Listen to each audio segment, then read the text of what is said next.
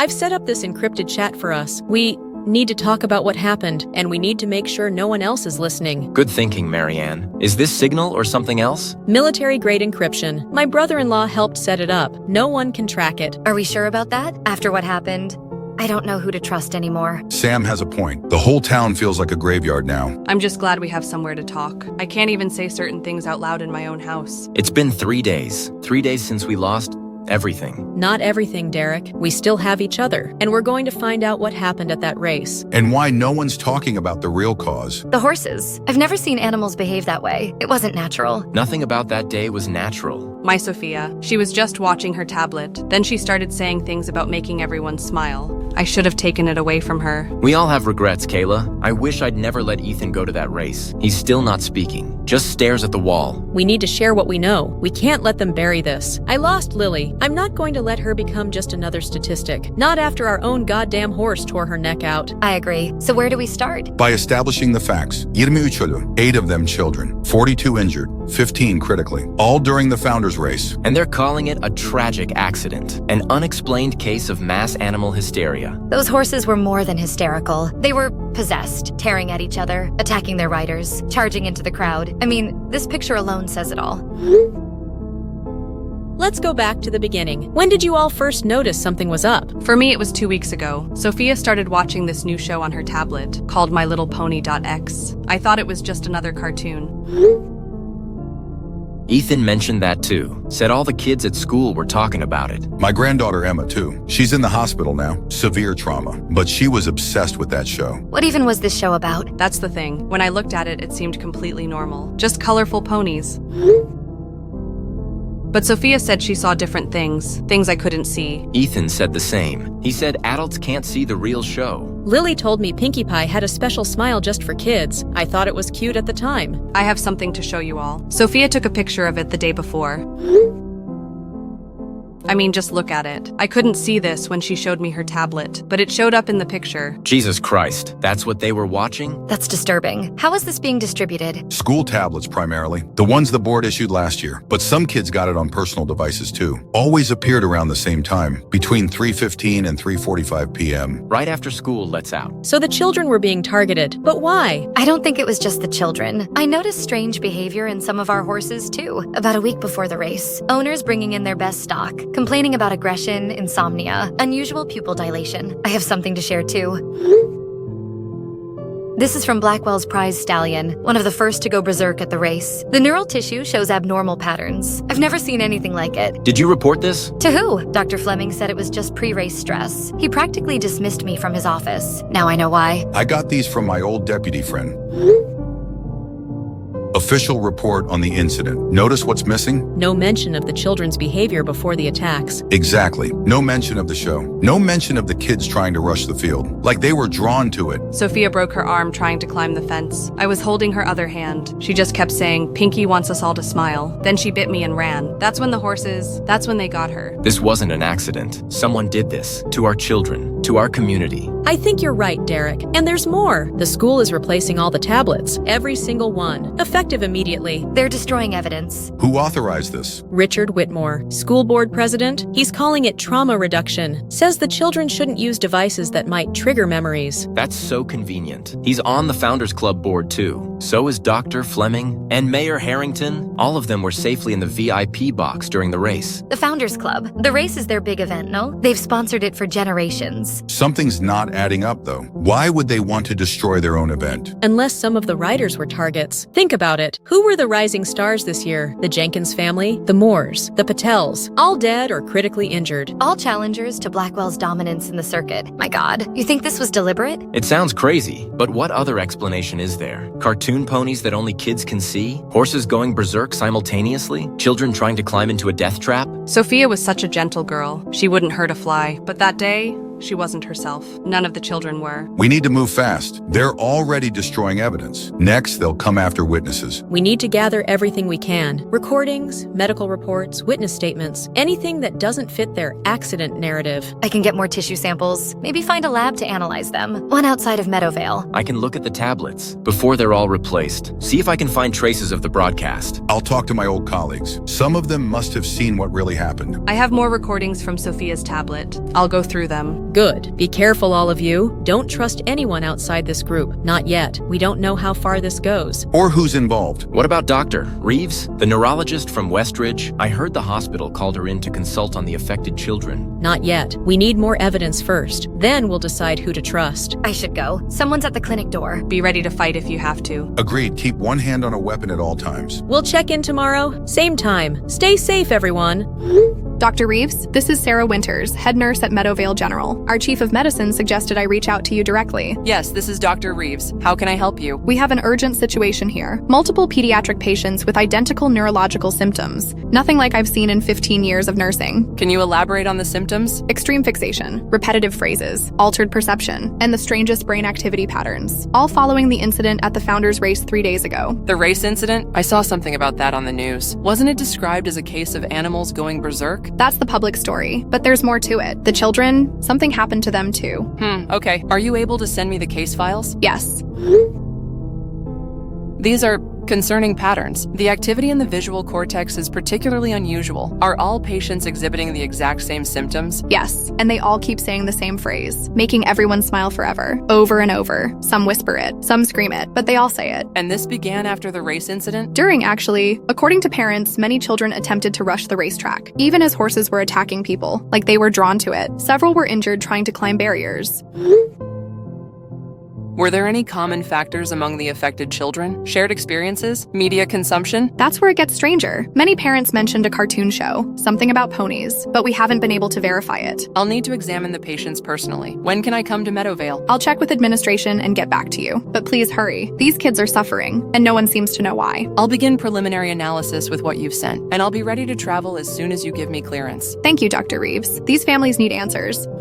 Thomas, I need your eyes on something urgent.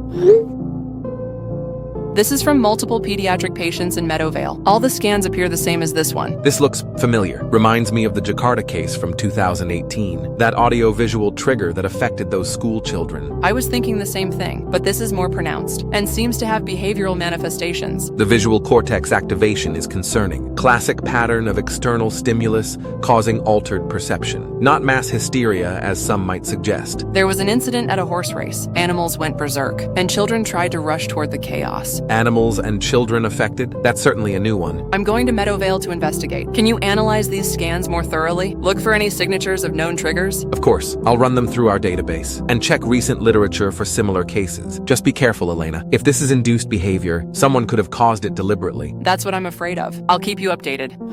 Dr. Reeves, Martin Wells, administrator at Meadowvale General. I understand Nurse Winters has contacted you. Yes, she has. I'm reviewing the cases now. Fascinating neurological presentations. Well, I wanted to say that whilst we appreciate your expertise, I must stress the need for discretion. Our community has experienced a traumatic event. The last thing we need is panic about brain disorders. I understand the sensitivity, but proper diagnosis requires thorough investigation. I'd like to interview the children and their families. We can arrange limited access, under supervision of our staff, of course. And all findings should be reported to me first, for quality control purposes. That's not standard protocol for a consulting neurologist. I typically require unrestricted access to patients for an accurate trial. Meadowvale is a small community, Dr. Reeves. We have our own ways of handling matters. The mayor herself has taken an interest in this case. We must proceed with the utmost caution. I see. Then when can I expect access to the patients? I'll have my assistant arrange something. Limited sessions. No recording devices. And as I said, all findings report to me first. Understood. I'll work within your parameters. Excellent. We look forward to your assistance in putting this unfortunate incident behind us. The founders see all that smiles. Excuse me? Who the hell are you? How did you get this number? The founders see all that smiles. The founders see all that smiles. The founders see all that smiles.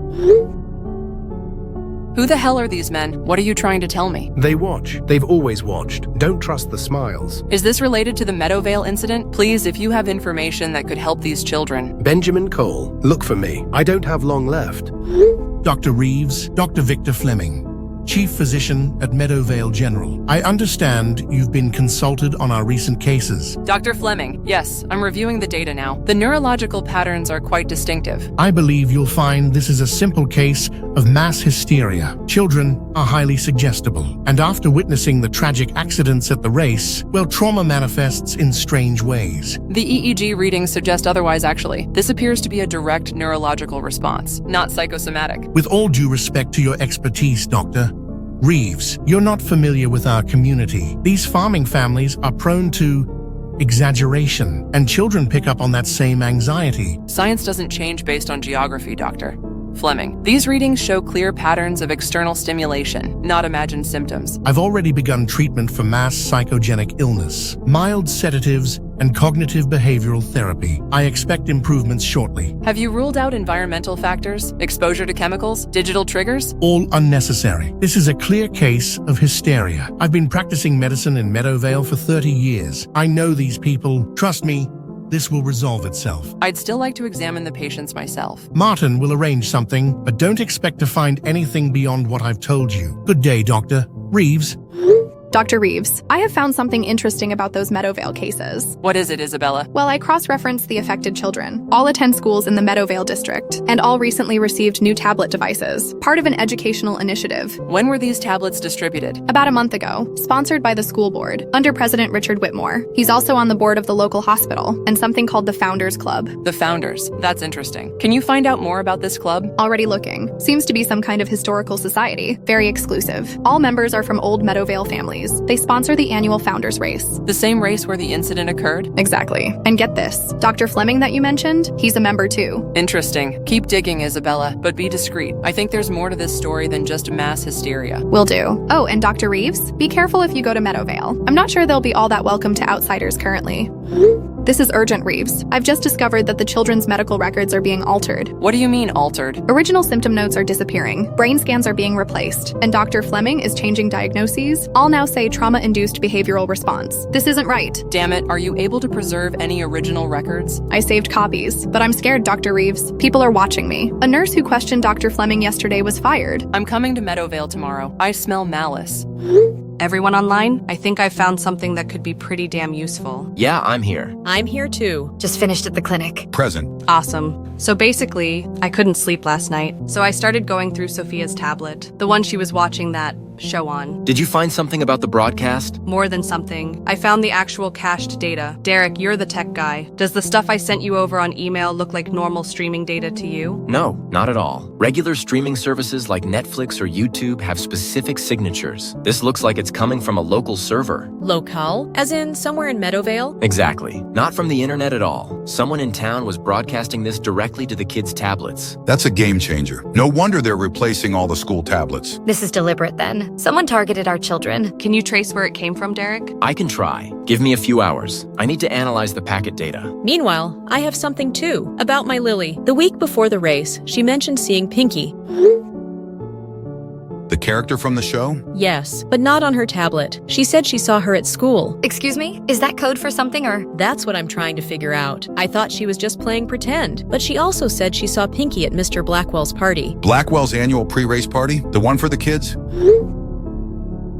Yes, all the children were invited. It's tradition. Sophia was there too. She came home talking about seeing pink ponies. I thought it was just the decorations. Wait, all the affected children were at Blackwell's party? As far as I know, yes. It's a big event. The Founders Club hosts it every year. I have something to add as well. All of my records show that the horses received supplements from the same batch, from Kevin Taylor's feed store. Is that unusual? Very. These are competing horses. They normally use different trainers, different vets, different feed programs, but somehow they all ended up with supplements from the same specific batch, delivered the week before the race. That can't be coincidence. I've got something too.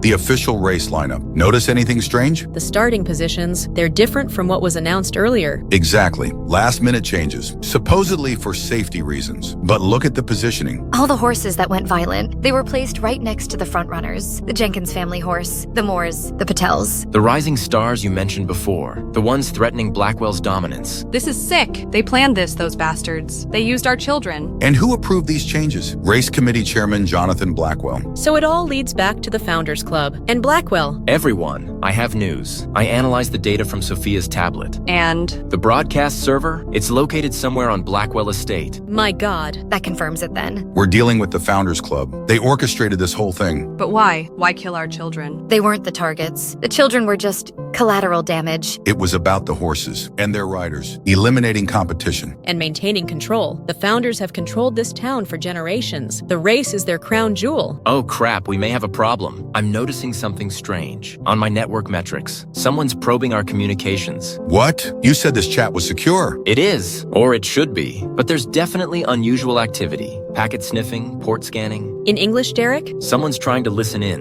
or at least detect that we're communicating. Could it be normal network activity? No, this is deliberate and sophisticated. The mayor, Margaret Harrington, she implemented that new community safety surveillance system last year. Remember the town meeting? I forgot about that. They said it was to monitor for criminal activity. And she's part of the Founders Club, too. I've seen her at their events. We need to switch communications, now. Everyone needs to get burner phones. Prepaid, cash only. No credit cards, no IDs. I can handle that. I know a place in the next town over. They don't ask questions. Good, and don't take your regular phones with you. Leave them at home, making it look like you're still there. This is getting dangerous. Are we sure we want to continue? My daughter is dead, Marianne. I'm not stopping until we expose them. I'm in too. All the way. Same here. They can't get away with this. One more thing. I heard from a contact at the hospital. That specialist we were talking about before is coming to town. Dr. Elena Reeves, neurologist, focused on behavioral modification. Can we trust her? I hope so. She might be able to help understand what happened to our kids. If we can get to her before the founders do. I should go. I'm meeting with Kevin Taylor in an hour. Going to see what I can find out about those supplements. Be careful, Sam. All of you. These people have already shown what they're capable of. And remember, trust no one outside this group. I'll keep monitoring this channel, but assume it's compromised. Say nothing sensitive here anymore. Until tomorrow, then.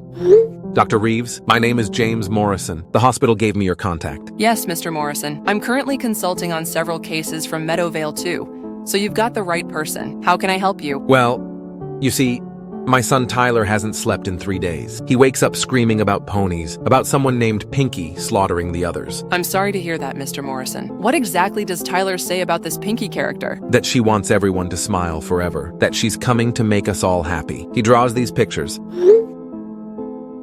That's disturbing. How long was Tyler watching this show before the incident? Just a week or so. It started appearing on his school tablet. We couldn't see anything wrong with it. Just looked like a normal kids show. But Tyler kept saying adults couldn't see the real Pinky. And Tyler was at the Founders race? Yes. He broke his arm trying to climb the fence to get to the racetrack. While people were dying. He said Pinky was calling him. Mr. Morrison, I'll be in Meadowvale tomorrow. I'd like to meet with Tyler if possible. Thank you, doctor. We're desperate for answers. The local doctors just keep sedating him. Dr. Reeves, this is Rebecca Hansen. My daughter Emma was one of the survivors of the Founders race. Yes, Ms. Hansen. I've been consulting on the cases just like this. I see. Well, my Emma managed to record parts of that show. The one all the kids were watching. She was showing her friend. I didn't see anything at the time, but when I checked her tablet after... This was on her tablet, but you couldn't see it when she was watching? Exactly. It only showed up in recordings. There's more too, of ponies killing each other. She keeps saying Pinky makes everyone smile in the end. Have you shown these to her doctors? Dr. Fleming said it's just trauma, that she's processing what she saw at the race. But this was before the race, and these are literally images taken from the show. That's significant information. When I arrive in Meadowvale, I'd like to speak with Emma as well, and collect more evidence of these recordings. Of course, anything to help my baby. She's not sleeping, she's terrified, but she's also drawn to this character. Have other children shown similar fixations? All of them. All the kids who are watching that show. They talk about Pinky like she's real. Dr. Reeves, I've got some updates for you. What is this, Isabella? A research paper from 5 years ago, co-authored by Dr. Victor Fleming from Meadowvale, and your colleague, Dr. Thomas Green. What? Thomas never mentioned this. The paper details experiments on triggering behavioral responses through specific audio-visual frequencies. They demonstrated it was possible to induce aggression, or compliance, using targeted stimuli invisible to conscious perception. This could explain what happened. The children seeing things adults couldn't. The synchronous behavioral changes. Indeed. And there's more. The research was apparently funded by a private grant, all of which has come straight from the Meadowvale Historical Preservation Society. Let me guess. Connected to the Founders Club? Exactly. The grant was signed by Jonathan Blackwell himself. I need to speak with Thomas immediately. Good work, Isabella. Keep digging. Be careful, Dr. Reeves. I'm finding more and more connections that I really don't like. Dr. Reeves, I'm afraid I need to implement some protocol updates. What kind of updates, Mr. Wells? Access to patient records will be restricted to hospital staff only. All consultants, including yourself, will need to submit formal requests for security purposes. That will severely hamper my investigation. These restrictions weren't mentioned when I agreed to consult. Just following board directives, Doctor. Reeves, nothing personal. I'm sure you understand. And if I don't agree to these terms? Then unfortunately, your services will no longer be required. The hospital can find another consultant, one who respects our protocols. I see. May I at least retain copies of the records I've already reviewed? I'm afraid not. All case materials must remain within hospital servers. Mayor Harrington herself has taken an interest in patient privacy. Very well. Excellent. I knew you'd be reasonable. Dr. Reeves? Detective Andrea Powell, Meadowvale PD. I understand you're consulting on the race incident. That's correct, Detective. Though my access is becoming increasingly limited. That doesn't surprise me. Listen, I shouldn't be doing this, but I think someone needs to look at the actual evidence, not the sanitized version they're pushing. What evidence? Toxicology reports. This was found in all victims, both human and equine. This contradicts the official statements. Mayor Harrington claimed there was no physical cause. Exactly. She's burying the evidence. The compound doesn't match anything in our databases, but it's there, in every victim's bloodstream. This could be crucial. May I share this with my research partner? Just keep my name out of it. I'm already risking my career, but people deserve to know what really happened to their families. Thomas, we need to talk, now. Whoa, coming on strong there, Elena. You okay? Why didn't you tell me about this? Where did you find that? So you do know about it. Elena, that research was theoretical, and it was years ago. Theoretical? Children are having seizures as we speak, Thomas. They're seeing violent hallucinations. That matches exactly what your paper described. My God, if someone actually implemented those protocols... Well, I think someone did, and I think they targeted an entire town. That's not what the research was for, though. We were studying therapeutic applications, ways to treat PTSD, phobias. Well, someone found a different application. This compound was found in all victims. Jesus. I need to analyze this. The molecular structure looks similar to... No, it can't be. Similar to what? A neurochemical catalyst we developed. It was designed to enhance receptivity to the audio-visual stimuli, but we abandoned it. The side effects were too unpredictable. Who else had access to your research? The grant providers, Dr. Fleming, and a graduate student named Martin Wells. The hospital administrator. He's been blocking my investigation at every turn. Elena, if they've weaponized this research, you need to be extremely careful. I'm headed to Meadowvale tomorrow. I need you to keep analyzing these samples. I will, but Elena, watch your back. I don't have much time. They know I'm trying to warn people. Is this from the Founders Race? Yes, the moment everything went to hell. The reason I say this is because that's not standard audio that's coming from the speakers. It's exactly 18.5 hertz. 18.5 hertz. That's in the range of beta wave brain activity. They blasted it through the speakers, right before the horses went crazy and the kids started rushing the field. Who are you, Benjamin? How do you know about this? I was one of them, a founder, until I found out what they were planning. Now I'm a dead man walking. Tell me who's behind this then. Blackwell. He's always been obsessed with controlling the lineages, the horse bloodlines, the human bloodlines. It's all the same to him. Why target children? Collateral damage. I'm going to take this all the way to the authorities, you know? The authorities are part of it. The mayor, the police chief. Don't trust anyone in Meadowvale. I'll find you when I arrive then. We can work together. If I'm still alive, they're hunting me. So just follow the trail and watch for the smiles. Always the unnatural smiles.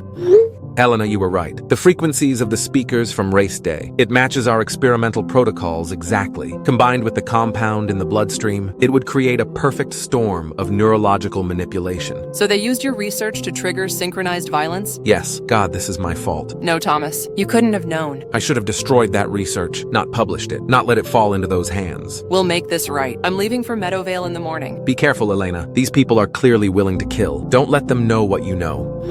The Founders choose who smiles in Meadowvale. I realize that. And who the hell are you exactly? Your vehicle is quite distinctive, Dr. Reeves, blue Honda Civic. Maryland plates XTR439. You should be more careful leaving your office alone at night. Are you threatening me? Consider it friendly advice. Meadowvale values its privacy. Outside interference is unwelcome. People are suffering. Children are traumatized, you sadistic freak. Children are resilient. They forget, or they can be made to forget. Stay away from Meadowvale, Dr. Reeves, or your smile might become permanent too. Is everyone on their burner phones now? Yep, this channel should be much more secure. I'm here too. Present. Here. Good. Any new developments? Actually, yes. I've got someone who wants to help us. Who? Finn Murray. He's a high school senior, tech genius. He wasn't affected by the broadcast. Can we trust him? His best friend Ethan was severely affected. Tried to attack his own parents during the race. I mean, just look at the poor lad. Finn wants answers just as much as we do. But is he safe? We've already been compromised once. He approached me directly, said he had evidence we might want to see. I vetted him as best I could. I don't think he's connected to the founders. All right, bring him in. Everyone, this is Finn. Hey everyone, first, I want to say I'm so sorry for your losses. What happened at the race was beyond horrific. Thank you, Finn. Derek says you have something to share with us. That's correct. I've been doing some digging of my own. I work part-time in the school's IT department, and I found something on their backup server. This is from the night before that awful show first appeared on school tablets. Elizabeth Spencer is from the Historical Society, and Richard Whitmore, our school board president, both in the main server room at Meadowvale Elementary. Weird, right? Very. What were they doing there? That's what I wanted to know. So I checked the server logs. Someone installed a new program that night. Something that wasn't part of the approved educational software. Can you recover the program? Already working on it. The original was deleted after the race. But nothing's ever really gone from a server. Not if you know where to look. What's the significance of Elizabeth Spencer? She's the Founders Club historian. Keeps all their records. Not someone who should be installing software on school servers. And definitely not at night, after hours. Exactly. Good work, young man. Oh, but there's more! The program was set to activate during specific time slots. During tablet free time in elementary school, and study hall in middle and high school. When kids would be using tablets without direct supervision. Precisely. I have news as well. I tested those feed supplements. The ones all the affected horses received. There's a compound in them. It doesn't match anything in standard veterinary databases. Can you send me those results? I want to compare them with something Finn and I found. Already did over on email. It's unusual though. The compound itself seems benign, almost like it needed something else to activate it. Like a trigger? Exactly. Speaking of triggers, I found something interesting about the Founders Club members. All 13 of them withdrew their children or grandchildren from school in the week leading up to the race. So they knew. They knew what was coming. Exactly. Jonathan Blackwell's grandson suddenly went to visit relatives. Mayor Harrington's kids had doctor's appointments. Dr. Fleming's grandchildren had the flu. Those bastards, they protected their own while sacrificing ours. I've got something too. I spoke with Grace Sullivan, the old switchboard operator. She keeps records of all calls in and out of town. Wait, Meadowvale still has a switchboard? For some municipal buildings, yes. Grace has been there for 40 years. Nothing happens in this town that she doesn't know about. She gave me access to some of the call patterns between Founders members, dating back months before the incident. Late night calls, conference calls, all of them suddenly increasing in frequency. So they were planning this for months? But why? Why resort to this? I might have an answer. My dad works for the county assessor's office. Before the race, there was a major land deal brewing. The Jenkins family, the Moores, the Patels, they were pooling resources, planning to buy the old Miller property, to build a new racing facility. There was concept art and everything for it. One that would compete with Blackwell's track. Exactly. It would have been the first real competition in decades, and all those families had rising stars, horses and riders who were outperforming Blackwell's stable. So this was about maintaining control of the sport, of the town? The Founders have controlled Meadowvale since its beginning. They'd do anything to keep it that way. Including murdering children? Well, I have something else to show you. The program I recovered from the school server. All of the frequencies from race day reached exactly 18.5 hertz, which if you didn't know, 18.5 hertz is a very specific brainwave resonance, one that can trigger heightened suggestibility, or, with the right chemical catalyst, extreme aggression. Like the compound in the horse feed. And whatever was given to the children. Through the tablets? The tablets delivered the visual component, the subliminal messaging, and the horror. But they needed another delivery method for the compound. The pre-race party at Blackwell's estate. All the affected children attended. The pink punch. All the kids drank it. Sophia wouldn't stop talking about how much she loved the pink pony punch. Jesus Christ. They drugged our children, deliberately primed them. And then triggered the response at the race, through specific audio frequencies, through the broadcast system. We need to get this evidence to someone who can help. What about that neurologist, Dr. Reeves? I heard she's coming to investigate, right? She might still be our best shot. Hold on, I just got a message. Guys, look what someone just sent me.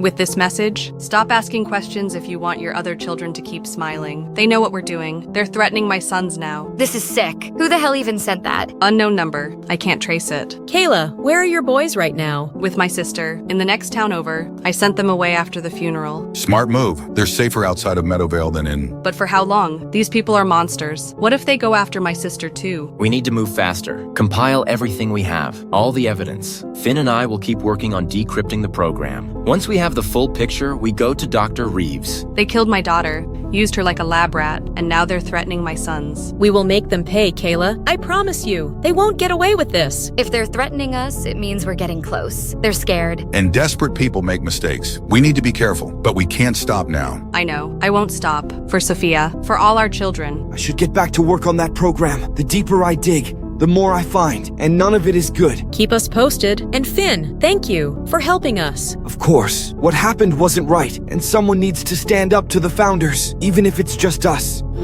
Good day, Dr. Reeves. I regret to inform you that your hospital access credentials have been revoked. Excuse me? On what grounds? Multiple protocol violations, unauthorized patient interviews, solicitation of confidential hospital records, and dissemination of preliminary findings without proper review. That's absurd. I've followed standard consulting protocols. The only violation was actually doing my job. Nevertheless, the decision has been made. The hospital board has unanimously voted to terminate your consultation. A formal letter will follow. This is about my findings, isn't it? This is about proper procedure, Doctor. Reeves, something you've consistently disregarded. We cannot allow unauthorized personnel to cause panic with unverified and broadly stupid theories. Children are suffering, Mr. Wells, and you're obstructing the investigation. You're no longer welcome in Meadowvale, Doctor. Reeves, any attempt to enter hospital premises will result in legal action. Is that clear? Crystal clear. And so is what's happening here.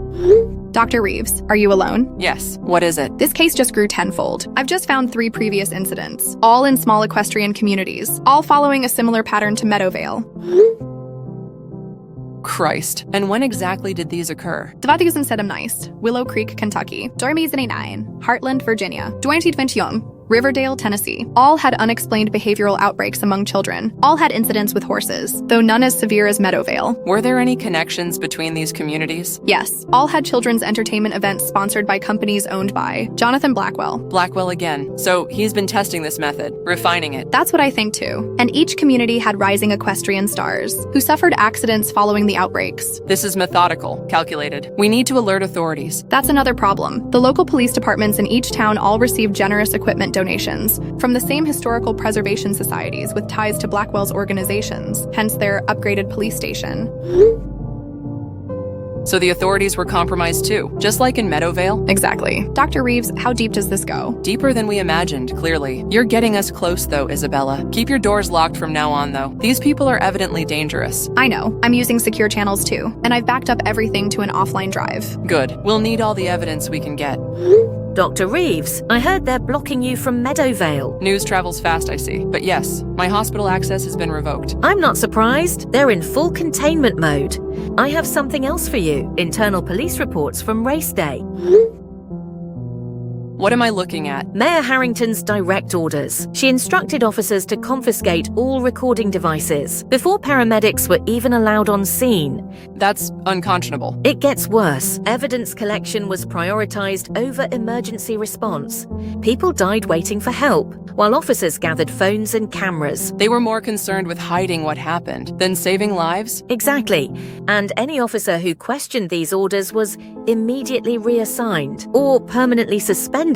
That explains the conspicuous lack of footage, despite how many people must have been recording. Indeed, at least they missed some, like the one I sent you before, but they certainly got most of it. The official story is all that exists now, How are you still on the case? I'm not supposed to be. I've been officially reassigned, but I can't just walk away, not after what I saw. Thank you for your courage, Detective. This evidence is crucial. Of course. Oh, by the way, Dr. Fleming has been making public statements about you. What kind of statements? He says you are an outsider panic-mongering in his speeches. He's discrediting you, calling you an opportunistic outsider, stirring up unwarranted conspiracy theories. Classic deflection. Attack the messenger to divert attention from the message. It's working, though. The town is closing ranks. You'll find no welcome in Meadowvale now. I didn't expect one, but I won't stop investigating. Keep your eyes open then, Reeves. These people have influence far beyond their small town.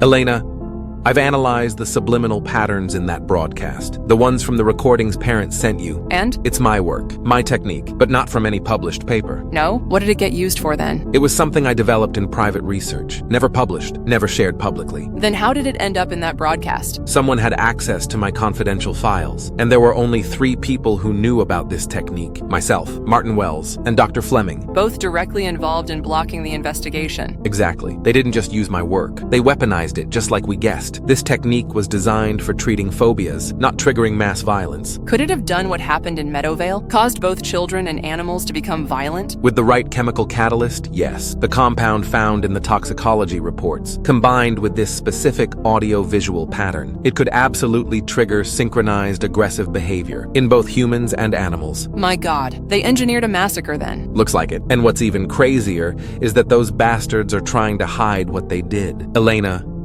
my office was broken into last night. My research files on this technique are missing. I think they know we're connecting the dots.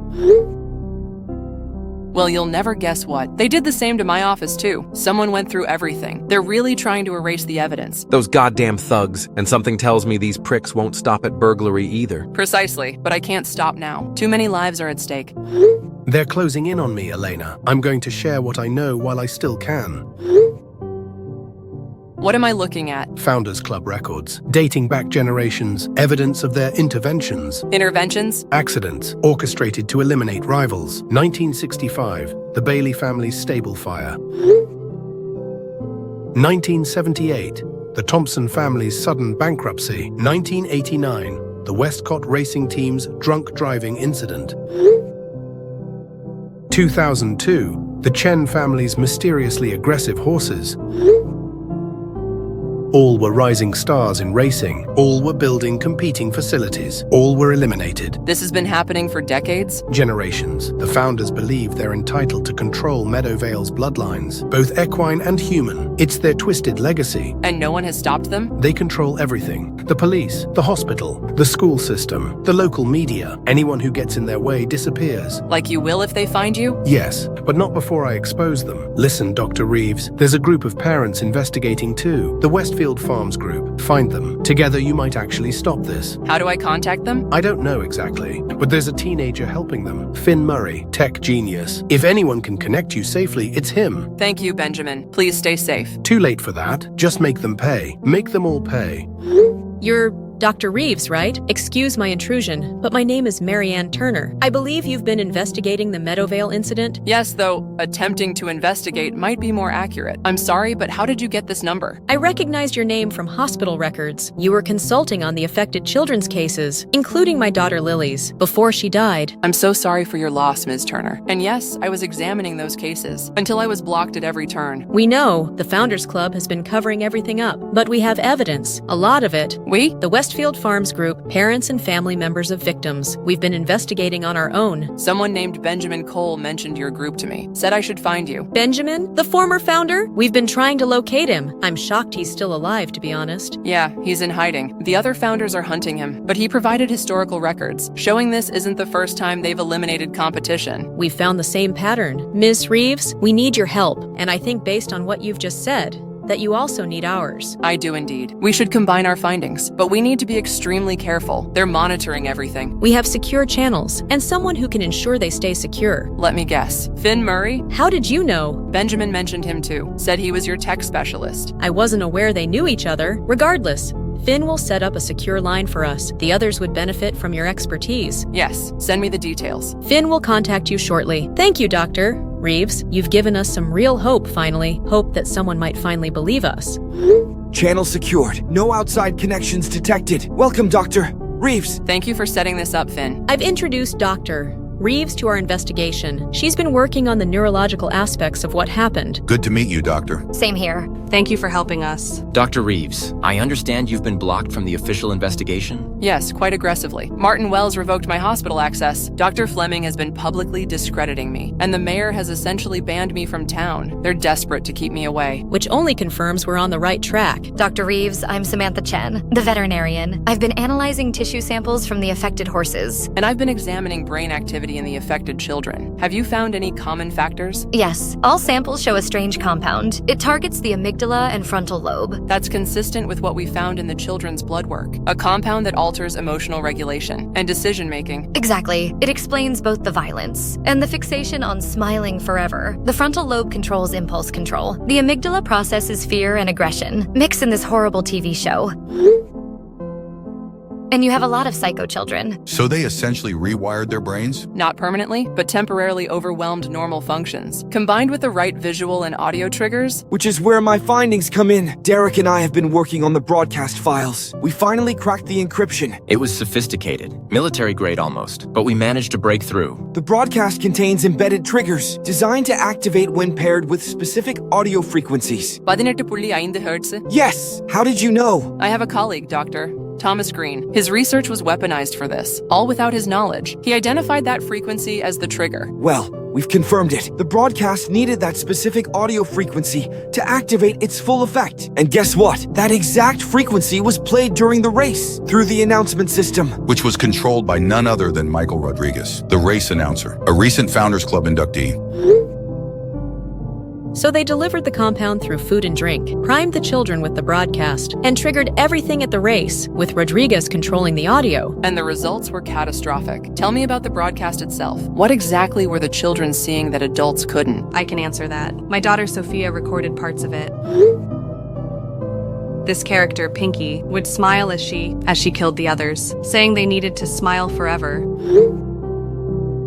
The imagery is clearly designed to desensitize while implanting the fixation. Classic conditioning, but weaponized in the most horrific way. I have another piece to add. I spoke with Pastor Wilson. He's been receiving confessions from guilt-ridden Founders members. Did he share what they confessed? No, he wouldn't break confidence, but he did say something telling, that there were sins beyond forgiveness committed in the name of tradition, and that the children's smiles haunt their dreams. So some of them have a conscience after all. Not enough to come forward, though. No, not enough to stop the threats either.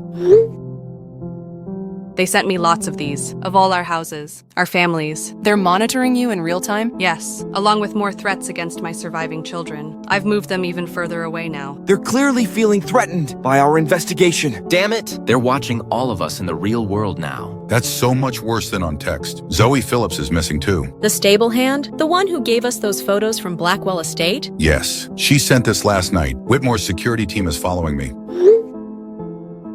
Need to go dark. If you don't hear from me by morning, then they got me. She hasn't responded since. Dear God, they're picking us off one by one. Everyone, I just found something in my house.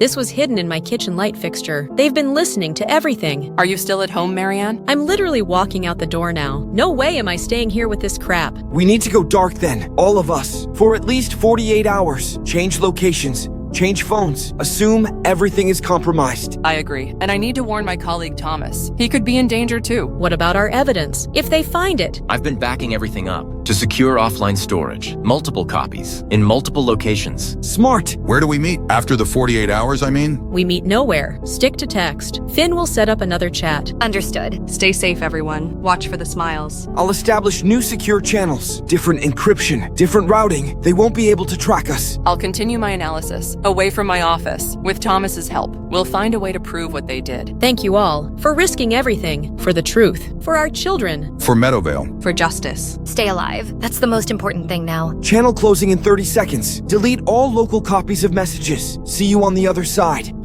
Dr. Reeves, are you safe? Yes, just barely. I made it to the motel off Highway 16. Where are you? Gas station about 20 miles south. I slipped out through the loading dock. Did you see them coming? Barely. I was reviewing files in the lab when Thomas called to warn me. What the hell happened? Well, 1 minute I was analyzing data. The next, security was banging on the lab door. Martin Wells ordered a security team to bring us in for psychiatric evaluation. Classic discrediting tactic? They're calling us mentally unstable now? They'll say anything to stop the investigation. Did you manage to grab any of our research? Everything. I had already backed up to my encrypted drive. It's with me now.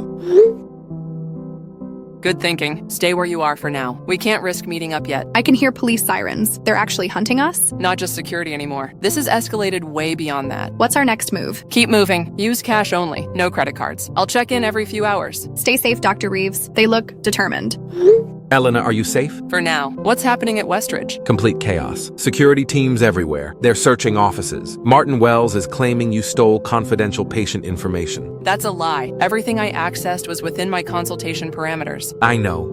I know, but there's more. Someone accessed my research server using my credentials. When? While I was in surgery yesterday, they downloaded everything, Elena. All my formulas, all my neurochem compound research. They're covering their tracks and possibly preparing for something else. They targeted specific files, the ones related to audio-visual neurological triggers, and chemical compounds that enhance suggestibility. Oh God, so they're stealing more research? Planning for another event? It looks that way. Elena, I think you're in real danger. We both are. Have they questioned you? Not yet. I'm playing dumb, pretending I have no idea what you've been working on. Keep it that way. And Thomas, check your home for listening devices. Christ, is that how paranoid we need to be? The Westfield Farms group found them in their homes. So yes, that paranoid. I'll sweep the house. Where are you headed now? Better you don't know. For your own safety. Got it.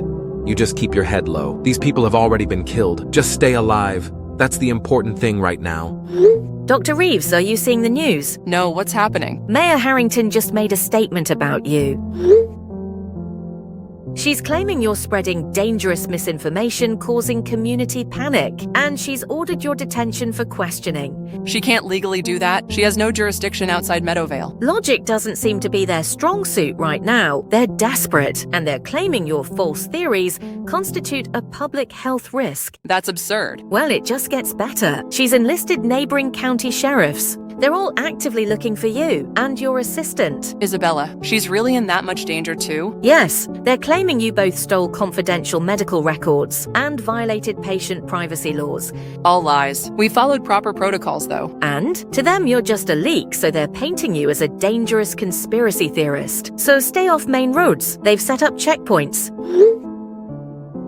How extensive is the search? 3-county radius. They're checking hotels, motels, car rentals, bus stations. Using public resources for a private vendetta. That's how they operate. I can feed false information about your location. But be careful. I think they're monitoring communications. Thank you, Detective. You're risking a lot to help. I became a cop to protect people, not to help cover up mass murder. Stay safe, Dr. Reeves, and trust no one.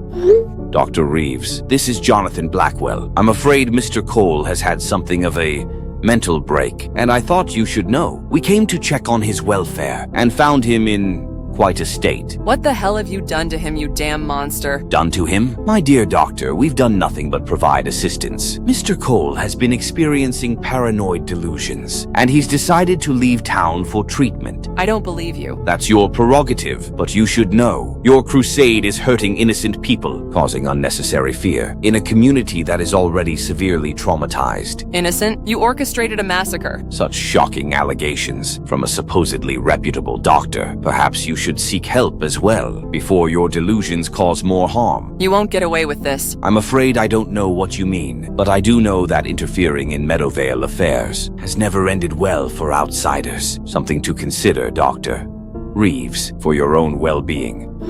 Ms. Nash, this is Dr. Elena Reeves. Ah, Dr. Reeves. I've been following the Meadowvale story. Your name has come up quite a few times if I do say so. Look, I need your help. As a journalist. I'm listening. I'm sending you encrypted files over on email. Evidence about what really happened at the Founders Race. The mayor is hunting me down, trying to silence me. Those are some serious allegations. What exactly am I looking at? Evidence of a deliberate attack, orchestrated by Meadowvale's Founders Club, to eliminate competition, using children and animals as weapons. That's hard to believe. The evidence speaks for itself. Toxicology reports, brain scans, subliminal broadcasts, historical patterns. Why give this to me? Insurance, if anything happens to me. Or to the Westfield Farms group. This story needs to be told. I'd need to verify all of this. Of course, but do it carefully. These people have already killed to protect their secret. I understand. I've covered small-town corruption before, but this is another level entirely. Will you help? Yes. I'll keep these files secure and follow up on what I can verify independently. Where are you now? Better you don't know. For your safety. Fair enough. Stay safe, Dr. Reeves. I'll be in touch. And Dr. Reeves, I believe you. This is Dr. Fleming from Meadowvale General. We have an urgent situation with several patients. Dr. Fleming, I'm surprised to hear from you of all people, considering you've been publicly discrediting me like a prick. That was unfortunate wording. A misunderstanding is all. But several children have taken a turn for the worst. Their neurological symptoms are accelerating. We need your expertise. You rejected my expertise days ago. Why the sudden change? The evidence suggests I was hasty in my assessment. These children require immediate intervention. Intervention that only someone with your specific knowledge can provide, I implore you to put aside our differences for the sake of innocent children. That's strange. You're suddenly writing in a very different style, with the same distinct grammatical quirks as Jonathan Blackwell. I don't know what you mean. I am merely concerned for my patients, as any physician would be. No, Dr. Fleming, or should I say Mr. Blackwell? This is an obvious attempt to lure me back to Meadowvale. You're becoming paranoid, Dr. Reeves. Perhaps Martin was right about your mental state. The same unique comma placement, the same distinctive phrasing. Isabella found examples of Blackwell's writing style, and you're matching it perfectly. This is ridiculous. Children are suffering while you indulge in paranoid fantasies. Tell Blackwell nice try, but I won't be his next victim. You'll regret this decision, Dr. Reeves, when children pay the price for your stubbornness. The only children paying any price are the ones you and the founders have already sacrificed. Go to hell. I had to move. Police showed up at the gas station. Oh crap, are you safe? For now, I'm heading west, away from Meadowvale. Good. I've sent our evidence to a journalist, Olivia Nash from the Chronicle, as insurance. Smart move. I've been monitoring police channels. They're setting up a perimeter. They're serious about finding us. It's not just local law enforcement. The founders have major influence. What's our endgame here? We can't run forever. We need to connect with the Westfield Farms group, combine our evidence with theirs, and find a way to expose everything. Somewhere the founders can't control the narrative. That won't be easy. Not with the resources they have. True. But we've gone dark with the Westfield Farms group for the next few hours. So we're all alone for now, I'm afraid. But they're desperate, which means we're close to something they can't afford to have revealed. I agree. Oh, and Benjamin Cole is gone. I think they silenced him. Silenced? As in? Yes. Blackwell has his phone now. He's claiming Benjamin had a breakdown and left town. God, we're dealing with a bunch of goddamn murderers. Exactly. So stay hidden. Use burner phones only. And Isabella, if we get separated and can't communicate, head to the location we discussed. The cabin. I remember. Stay alive, Dr. Reeves. You too, Isabella. The truth depends on it. Channel established following 48-hour cooldown. Triple encrypted this time. Routed through 7 proxies. Check in when secure. Present. Using new hardware. Here, changed locations. Checking in. Staying with a colleague outside town. I'm here. Went to my hunting cabin. Present. Staying at a motel. Everyone good? No signs of being followed? I'm clear. Same here. All good. I think I'm safe. Seems like we all made it, though I have news, and none of it good. Let's hear it. Local police have issued search warrants for all our homes, citing evidence tampering. That's a coordinated intimidation tactic. I've seen it before. When I was sheriff, it meant the case was too important to actually solve. Just an excuse to legally ransack our homes. They're looking for our evidence. Did they find anything? Not from my place. Everything important was already moved, LOL. Mine too, though they trashed the place pretty thoroughly.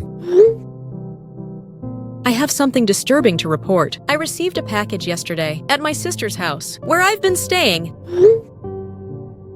It's Lily's tablet, the one that went missing after... How did they know where you were? That's what terrifies me. But that's not the worst part. It's been wiped clean, except for one video. What video? It's Pinky, but she speaks directly to me by name. Says she's going to visit soon to make the rest of your family smile. Jesus Christ. That's sick. They're using our remaining children's trauma as a weapon. How disgusting can they be? To create personalized threats? They know no limits. But Finn and I have some news on that front. We've been busy during the blackout. We managed to hack Blackwell's private server. It wasn't easy, but we found something disturbing. Files labeled candidate selection. Candidate selection? For what? For who would be affected. They assessed rising young equestrians and their families. Every child who became violent during the incident was on this list. So they targeted specific children, not just random victims. The founders didn't just want to eliminate competition. They wanted to destroy promising bloodlines, both horses and riders. It's eugenics, disguised as tragedy. My Sophia, she was just starting to win local competitions. Her trainer said she had Olympic potential. That's why she was targeted. I have news too. I connected with Sarah Winters, the nurse from the hospital. She smuggled out medical samples. I gave them to Sam. I've analyzed them. The compound's concentration increases with repeated exposure. That's why some children became more violent than others. The ones who watched the broadcast more had higher concentrations in their bloodstream. These monsters were actually testing our children to see who was most susceptible. I've been investigating Kevin Taylor, the feed store owner. He had no idea he was distributing contaminated supplements. How did they get contaminated then? Richard Whitmore Whitmore's company acquired the feed supply chain 3 months before the incident. Taylor thought it was just a corporate reshuffling, but it gave Whitmore control over what went into the feed. So they had every angle covered. The feed for the horses, the broadcast for the children, the trigger at the race. A perfect storm. But why? Just to eliminate competition? Control. The founders have controlled Meadowvale for generations. They see it as their right. Finn and I found something else. Something that suggests this isn't over. They're planning to do it again. This document I've got talks about plans for Demonstration 2 at county championships. The county championships? Oh, crap. Aren't several non-founder families favored to win in that? They're going to repeat the massacre? We have to stop them. We can't let more children die. That's why we need Dr. Reeves back. Her neurological expertise might help us develop some kind of countermeasure. I'm working on making contact, but communication is difficult now. They're monitoring everything. Here's the protocol from the document. They've refined it, made it more potent. This would cause even more severe reactions. The violence would be catastrophic. The championships will have twice the attendance of the founders' race. Hundreds of children, dozens of valuable horses. And they don't care. They just want to eliminate the competition, no matter the cost. We need to warn people. Get the championships canceled. With what evidence? The founders control local media, the police, the government. We need to go bigger. State authorities, federal even. They have connections there too. Remember the cover-ups in those other towns? Then we take matters into our own hands. We expose them, and we stop the broadcast ourselves. How? We create our own counter-broadcast, something that neutralizes their signal. That might actually work. If we can identify the exact frequency they're using, we could potentially create interference. We'd need Dr. Reeves and her colleague to help design something that blocks the neurological effects. And we'd need access to the venue to implement it. I can help with that. I still have contacts at the county level. People who owe me favors. What about the compound? The one in the feed and food? We warn everyone, anonymously if necessary. Tell them not to consume anything at the event. I can hack their systems, find out exactly how they plan to distribute it this time. But guys, we need to move fast. The championships are in 2 weeks, and once the founders realize we know, they might accelerate their plans. Or change the venue. Make it impossible to predict. We won't let that happen. For Lily, for Sophia, for all our children. We'll stop them, whatever it takes. I'm in, all the way. Me too. Count me in. Finn and I will handle the technical side. I'll reach out to Dr. Reeves. We need her expertise now more than ever. Be careful, all of you. The founders are desperate, and desperate people are dangerous. Channel will remain open for emergency contact, but keep communications minimal. They're still looking for us. Connection secured. Isabella and I are both back. Welcome back, Dr. Reeves and Isabella. Glad you could join us safely. We've implemented triple encryption, and rotating proxy servers should be as secure as possible. Good to have you both here again. We need all the help we can get. We've been compiling everything we've found, along with what you've shared. It's overwhelming. The scope of this conspiracy is unprecedented. They've set the whole town against us. We've created a timeline of events, from the first broadcast to the race day massacre, and everything that's happened since. Have you been able to determine how the broadcast works? From a neurological perspective? My colleague Dr. Green has been analyzing it. He's made a breakthrough. I'll let him explain. I sent him an invite to the group chat so he should be able to join. Yep. Hello, everyone. I've decoded the broadcast's triggering mechanism. It's ingenious and horrifying. The broadcast embeds visual cues that prime the brain. But the real damage comes when combined with audio at specific frequencies. It activates the compound in the bloodstream, triggering an immediate neurochemical response. Can this affect people who have already experienced it? Can they be triggered again? Unfortunately, yes. The compound appears to remain dormant in the system for weeks, possibly months, and can be reactivated by the same frequencies. That explains something I've noticed. The surviving affected children. They've been experiencing simultaneous symptoms at specific times. Agitation, fixation on smiling, even mild aggression. Are you saying they're still broadcasting? At lower intensities, yes. It appears they're maintaining a level of control without triggering full violent episodes. Keeping the children primed for whenever they need to activate them again. Those monsters, they're still torturing our children? Do we know where they're broadcasting from? We've been trying to locate the source, but it's been difficult to pinpoint. Actually, we just got a major break on that front. Through sheer carelessness, Martin Wells accidentally included me in a message thread. He was messaging Dr. Fleming about equipment maintenance at the broadcast station beneath the historical Founders Clubhouse. That's it, the original Founders building. It's been converted to a museum since then, but the basement levels are restricted. Perfect cover. No one would question equipment being brought in and out. For historical preservation. I can pull the building plans, see what we're dealing with. Oh, but I have more. I intercepted communications between Blackwell and Spencer. Legacy preservation protocols scheduled for implementation during county championships ensure all selected subjects are properly prepared. Distribution channels confirmed through standard vendors. They're really going to do it again. When are the championships? 3 days from now. We don't have much time. Have you been able to warn anyone? We've been working with Olivia Nash, a journalist from the neighboring town. She's publishing carefully redacted findings, enough to raise concerns without revealing sources. She actually just put out an article with the headline, Safety Concerns at Upcoming Championships After Unexplained Meadowvale Tragedy. It's something at least, but will it be enough? Not likely. Most people aren't connecting the dots. They've been conditioned to accept the official story. What about local authorities? Detective Powell was our only ally there, and she's been suspended. She questioned Mayor Harrington about evidence tampering, but before she was suspended, she sent me complete police files showing systematic obstruction by Founders members. No surprise there. The Founders control everything. Law enforcement, government, medical facilities. We have nowhere official to turn. So what's our plan then? We have 3 days to prevent a massacre. I've been working on a countermeasure, a way to block the frequencies they use.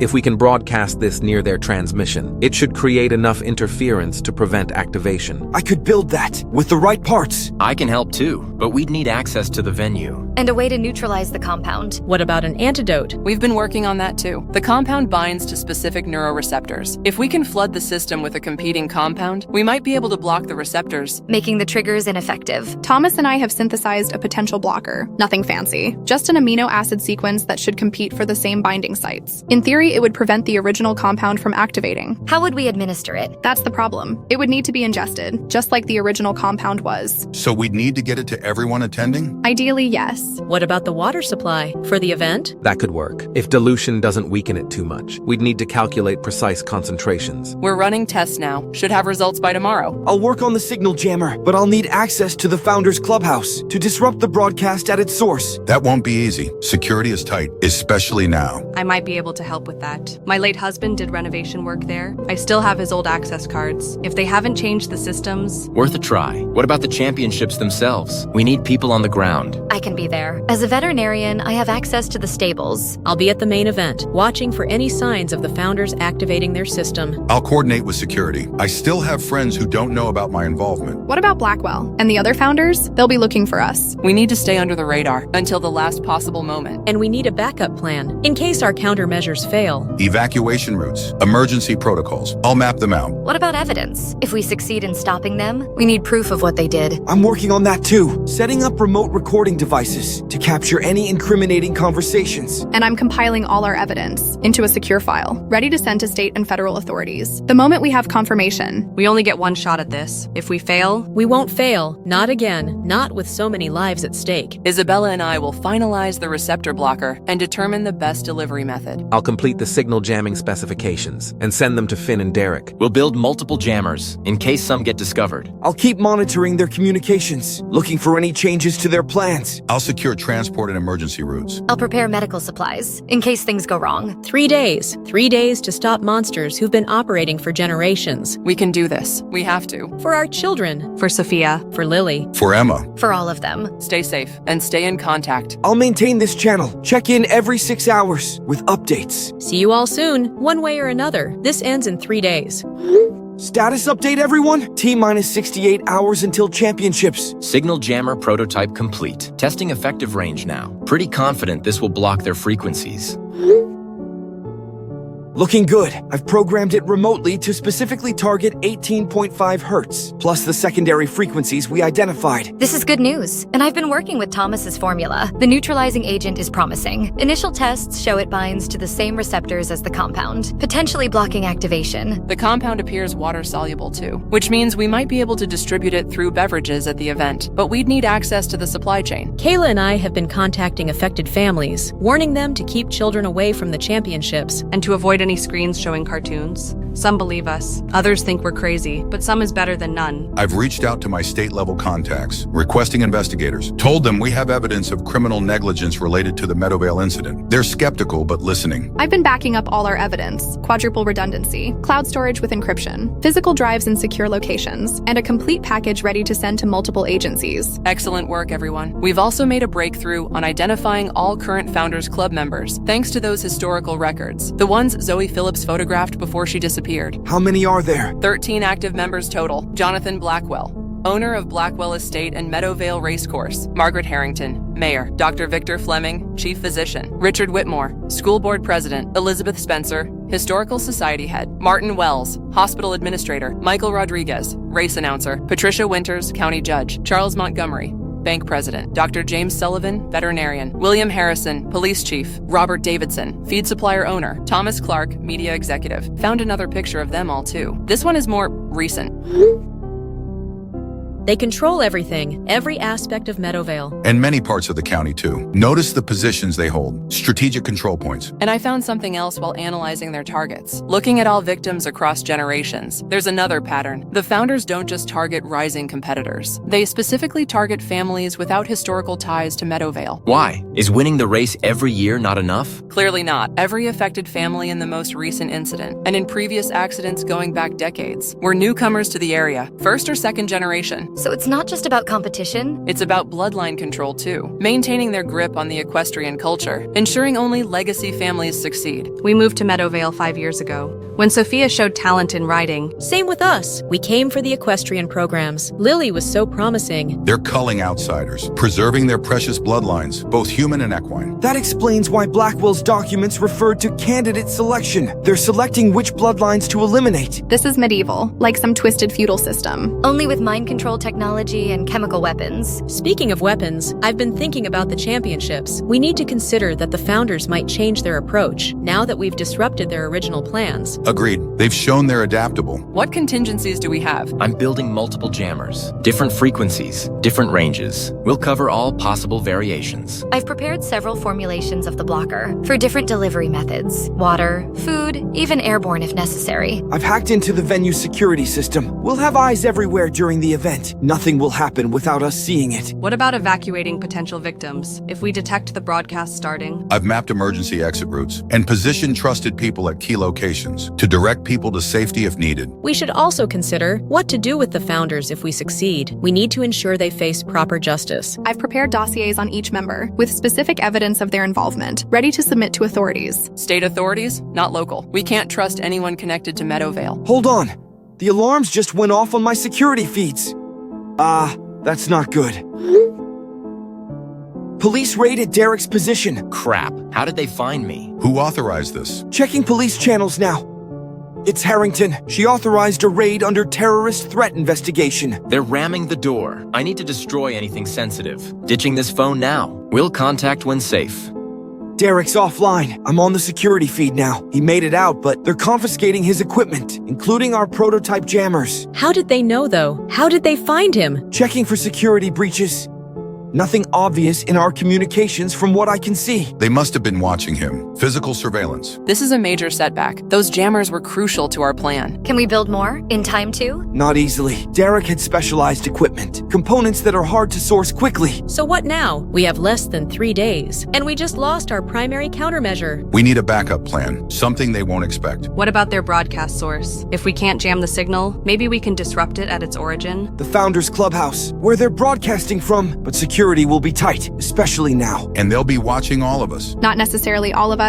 They might not know everyone involved. I'm not from Meadowvale. They might not be tracking me. Isabella, that's too dangerous. Aren't they already after you as well? They're after me, yes, but I think I can work my way in there. Besides, do we have a choice? Someone needs to get into that clubhouse. Disable their equipment? She's right. We need direct action now. Kayla, you mentioned access cards from your husband's renovation work. Yes, but I don't know if they still work. I could clone them, update the credentials, but we'd need someone to carry them. Someone they're not watching. I still have friends on the force. Maybe they could help. Without knowing the full scope. Too risky. We can't trust anyone connected to Meadowvale, not when the police chief is a founder. What about a distraction? Something to draw their attention away? That might work, if we create a diversion, while someone infiltrates the clubhouse. I could be the diversion. I'm already on their radar. If I make myself visible, draw their attention. No, that's too dangerous for you. They've already threatened your family. We need to be smart about this, not reckless. Let me think. What about using their own method against them? Thomas, what are you suggesting? Well, hear me out. The frequencies they use to trigger aggression could potentially be redirected back at them. A feedback loop. If we could amplify their own broadcast and target it specifically at the founders themselves. Exactly. Give them a dose of their own medicine. Would that work? In theory, yes. We'd need to identify their specific broadcasting equipment and modify the signal. I might be able to help with that, even without Derek's hardware, but I'd need to get close enough. We still need access to the clubhouse then. And we're running out of time. The championships are in less than 3 days, and now they know we're coming. Let's reassess our options and come up with a new plan.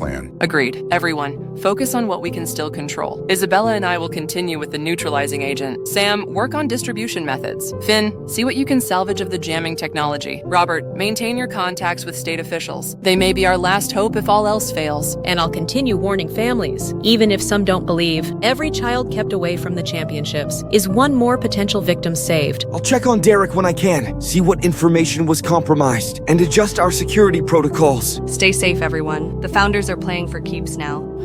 All right, update. I've set up a mobile lab in an abandoned cabin outside Meadowvale's jurisdiction.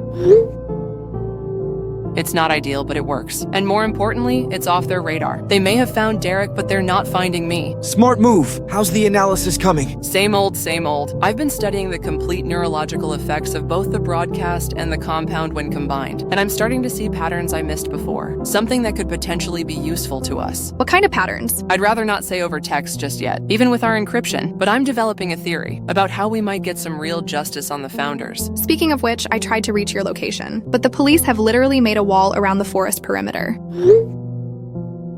There are roadblocks everywhere too. They're searching vehicles, checking IDs. Jesus, looks like going outside isn't happening anymore. Yep, but I've found another place to work, and I'm still planning to infiltrate the founders' clubhouse, with or without backup. Isabella, that's extremely dangerous, especially alone. Like I said, do we have a choice at this point? Someone needs to get inside, and I'm the least known to them. I have news about the compound. Important news, actually. It remains dormant in affected subject systems until activated by the specific frequency. That's why survivors seem to recover between episodes. So it doesn't naturally metabolize out of the system? Not quickly. It binds to neural receptors and stays there, waiting for activation. That's why the children have recurring episodes, when exposed to similar frequencies. Exactly. And I have more concerning news. Martin Wells has issued a county-wide medical alert. He's claiming that all this is purely a bunch of hallucinations caused by trauma-induced stress. He's systematically discrediting victim accounts, too. While Dr. Fleming prescribes medication that actually increases susceptibility, I analyzed the prescription composition. It contains compounds that enhance neural plasticity, making patients more receptive to the broadcast frequency. So they're not just planning another attack. They're preparing victims to be more susceptible. That's downright evil. I'm here. Sorry for disappearing. Got a new burner phone. Derek, are you safe? Relatively speaking. Been running across the county avoiding cops. They took all my equipment, but I managed to escape with some critical components and the knowledge in my head. Glad you're okay, man. What's your status now? Hiding in an abandoned barn. It's about 15 miles outside of town. Police bulletins describe me as armed and dangerous, which is ridiculous. They're framing us as terrorists to justify their despicable manhunt. Can you get to a secure location, Derek? Working on it. I'll try to do a dead drop on the components I have left with me. Once I'm sure I'm not being followed, that is. Oh no, guys, I have news from Andrea Powell. She's facing formal charges for evidence theft after securing samples for Elena. No, I never wanted her to risk her career. She knew the risks, and she sent one final message, or should I say the final message. Contained in it are the complete security protocols for the championship. Entry points, guard rotations, everything. This is invaluable, but also tragic. Another good person punished for doing the right thing. I have news too. From Grace Sullivan's switchboard records, we've identified a pattern in founders' communications. The longer frequency and duration of calls suggests they're planning something bigger than before. Bigger how? The call patterns match their communication before the founders' race, but with wider distribution, they've been contacting media outlets, regional officials. I think they're planning to use the championship's larger audience to affect more children, create a regional incident rather than just local. Expand their influence beyond Meadowvale. God, imagine that kind of chaos. Spread across the whole region. It would be catastrophic and nearly impossible to contain once it started. Can we still block the broadcast? I'm rebuilding the signal jammer from memory, but it won't be as effective as before, and we still need access to the broadcast source to fully neutralize the threat. Hold up. I just got a message from Michael Rodriguez, the race announcer. A founder? Why would he contact you? He says he was reviewing his script for the championships and noticed coded phrases, identical to those from the Fatal Founders race. Here's what he sent. He says he didn't understand their significance before, but after what happened, he's piecing it together. Can we trust him? Not sure, but this script is revealing. These phrases appear right before key moments, when the broadcast would be triggered. Those could be vocal cues, synchronized with the frequency to enhance the effect. Like an audio primer, preparing the brain for the main frequency. Is Rodriguez offering to help? He says he wants no part in another massacre, but he's terrified of the other founders, especially Blackwell. I have another potential ally, Pastor James Wilson. He's finally broken confidence after a founder member's confession. And guess what? It's about plans to sacrifice more children. He's provided the underground location as well of the founder's broadcast equipment. It's right beneath the Historical Society building maintained by Elizabeth Spencer. That's exactly what I need. With that information, I can break in and sabotage their equipment. Better yet, I could combine my jammer with their broadcast. That would be much more effective. Be careful. You'd be walking into their stronghold. Did Pastor Wilson mention any specific timing? Yes. The confession indicated they plan to trigger the broadcast during the championship's opening ceremony, when attendance will be highest. That's tomorrow at noon. We're running out of time. I've completed the neutralizing agent, but distribution remains an issue. We can't possibly reach everyone in time. Focus on competitors and their families. They'll be the primary targets, based on previous patterns. Who confessed to Pastor Wilson? He wouldn't say, just that they were consumed by guilt, but too afraid of Blackwell to stop it. No surprise there. Did he provide any details about security at the underground facility? Minimal information, just that it's accessed through the Historical Society archives, behind a bookcase in Spencer's private office. Classic. A secret lair behind a bookcase? These people really love their cliches. Finn, can you build a replacement jammer in time? Working on it now. If I had access to their equipment,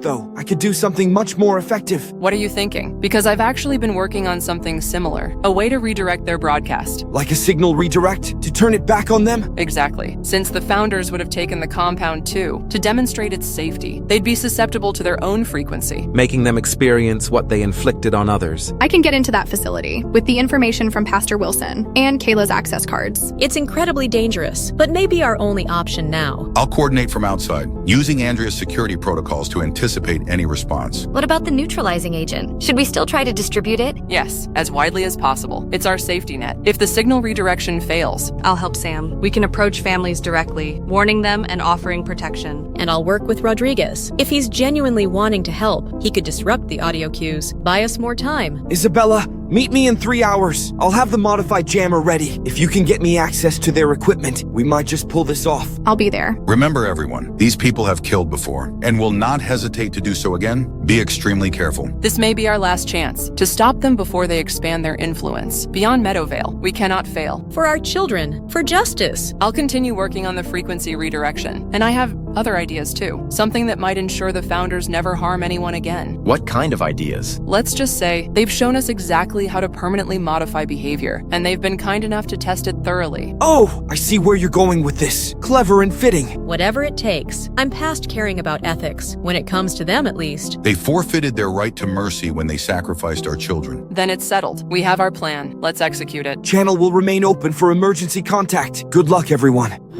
Richard, everything proceeding as discussed. Yes, the tablets have been prepared, all loaded with the educational software package. And distribution? Already coordinating with all schools participating in championship field trips. They're eager for the supplementary learning materials. Excellent. Any pushback from parents after those troublesome newspaper articles? Minimal. A few questions easily dismissed. The trauma narrative is holding strong. Most view the complainers as mentally unstable grieving families. Perfect. And the feed supplies? David Davidson confirms delivery to Taylor's store. Distribution to visiting competitors already underway, including all qualifiers from neighboring counties. Broader reach this time. The board is particularly pleased with the expansion. Will this be enough to secure our position? Beyond doubt, this demonstration will establish our methodology as unassailable. Meadowvale's bloodlines will remain pure for another generation. Oh, and Richard, I've decided to move the championship forward by one day. We can't risk further interference. Inform the committee immediately. A day earlier? That's ambitious, but manageable. See that it's done. Legacy preservation remains our priority. We've already lost too much time to these outsiders.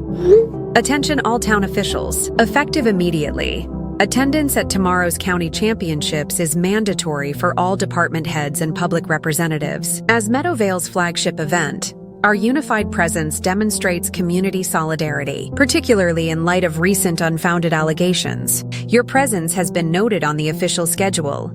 Any absence will require written explanation to my office. Let us show neighboring communities that Meadowvale stands united, and that our traditions endure despite attempts to undermine them. Urgent update. Just confirmed that Taylor's feed store received a new shipment from Whitmore's company, and it's already been distributed to all competing horses, including those from neighboring counties. How many horses? Over 200, plus their handlers, and many are children in the youth divisions. The scale is drastically larger than before. This isn't just about Meadowvale anymore. They're expanding their reach, just like we feared. I've been monitoring police bands too. There's another development. The championship has been moved forward to tomorrow. What? That's impossible. They can't just change the date of a major event. Well, they just did. Blackwell used his authority as committee chair, cited weather concerns as the reason. They know we're planning something. This is a countermeasure against us. So we have less than 18 hours instead of 42? Exactly. They're accelerating everything. We need to move now. No more waiting. I agree. The Historical Society building. I need to infiltrate it tonight, when everyone's busy with pre-championship preparations. Isabella, Marianne, and I have been discussing a plan. Elizabeth Spencer will be at the Blackwell estate tonight for final coordination with the other founders. The Historical Society building will have minimal staff. It might be our only opportunity. I'm ready. I've studied the layout. Just need the access points. Pastor Wilson and I have been mapping the tunnel system. The old tunnels connect the Founders Clubhouse to the Historical Society. Underground networks built during Prohibition.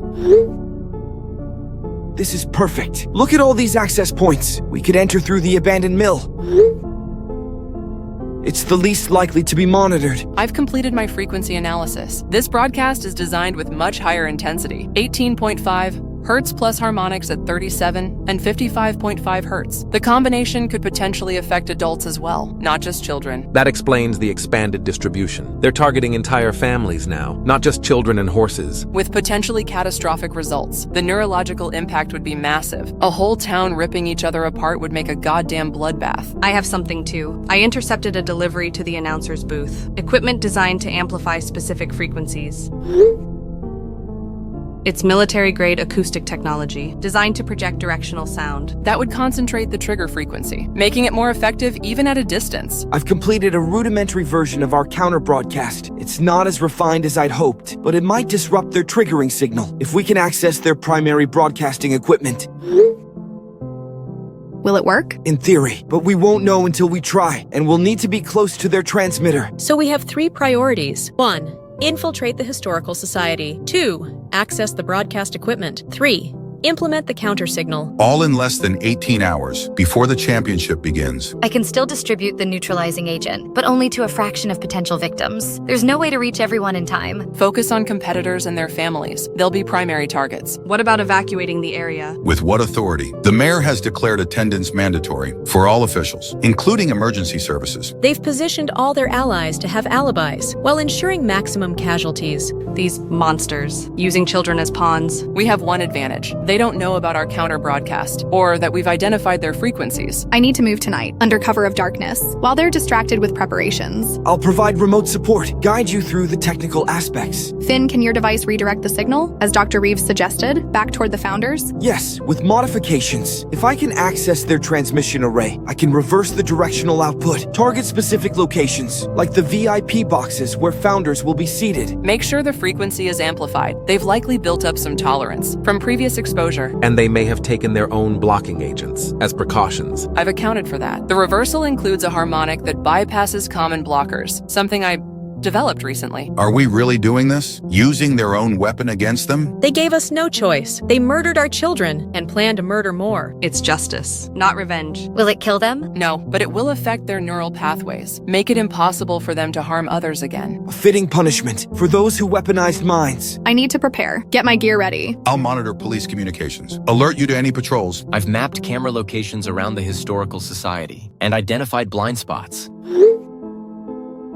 You can approach from the southwest corner, near the old oak tree. There's a 15-second gap in coverage. Perfect. That's all I need. Isabella, once you're inside, the broadcast equipment will likely be in a shielded room. Look for lead-lined walls or doors with electromagnetic seals. And be careful. If you're caught, I won't be. But if I am, I've left detailed evidence with multiple sources, set to release automatically if I don't check in. I'll continue preparing the neutralizing agent and distribute what I can to as many people as possible. I'll help Sam. We'll focus on the competitor area. I'll coordinate with Rodriguez. See if he can delay the opening ceremony. Buy us more time. Pastor Wilson and I will be near the tunnels, ready to extract Isabella if needed. Thomas and I will finalize the counter-broadcast frequencies and prepare for possible casualties. I've already alerted trusted medical colleagues outside Meadowvale's jurisdiction. They'll be standing by. 18 hours. That's all we have to stop a massacre and expose generations of corruption. For our children. For Sophia. For Lily. For all of them. Isabella, when do you move? Midnight, when the guard shift changes. I'll have a 30-minute window. I'll be monitoring, guiding you through. See you on the other side, one way or another. Be careful, all of you. This ends tomorrow. Either they go down, or we do. Let's make sure it's them.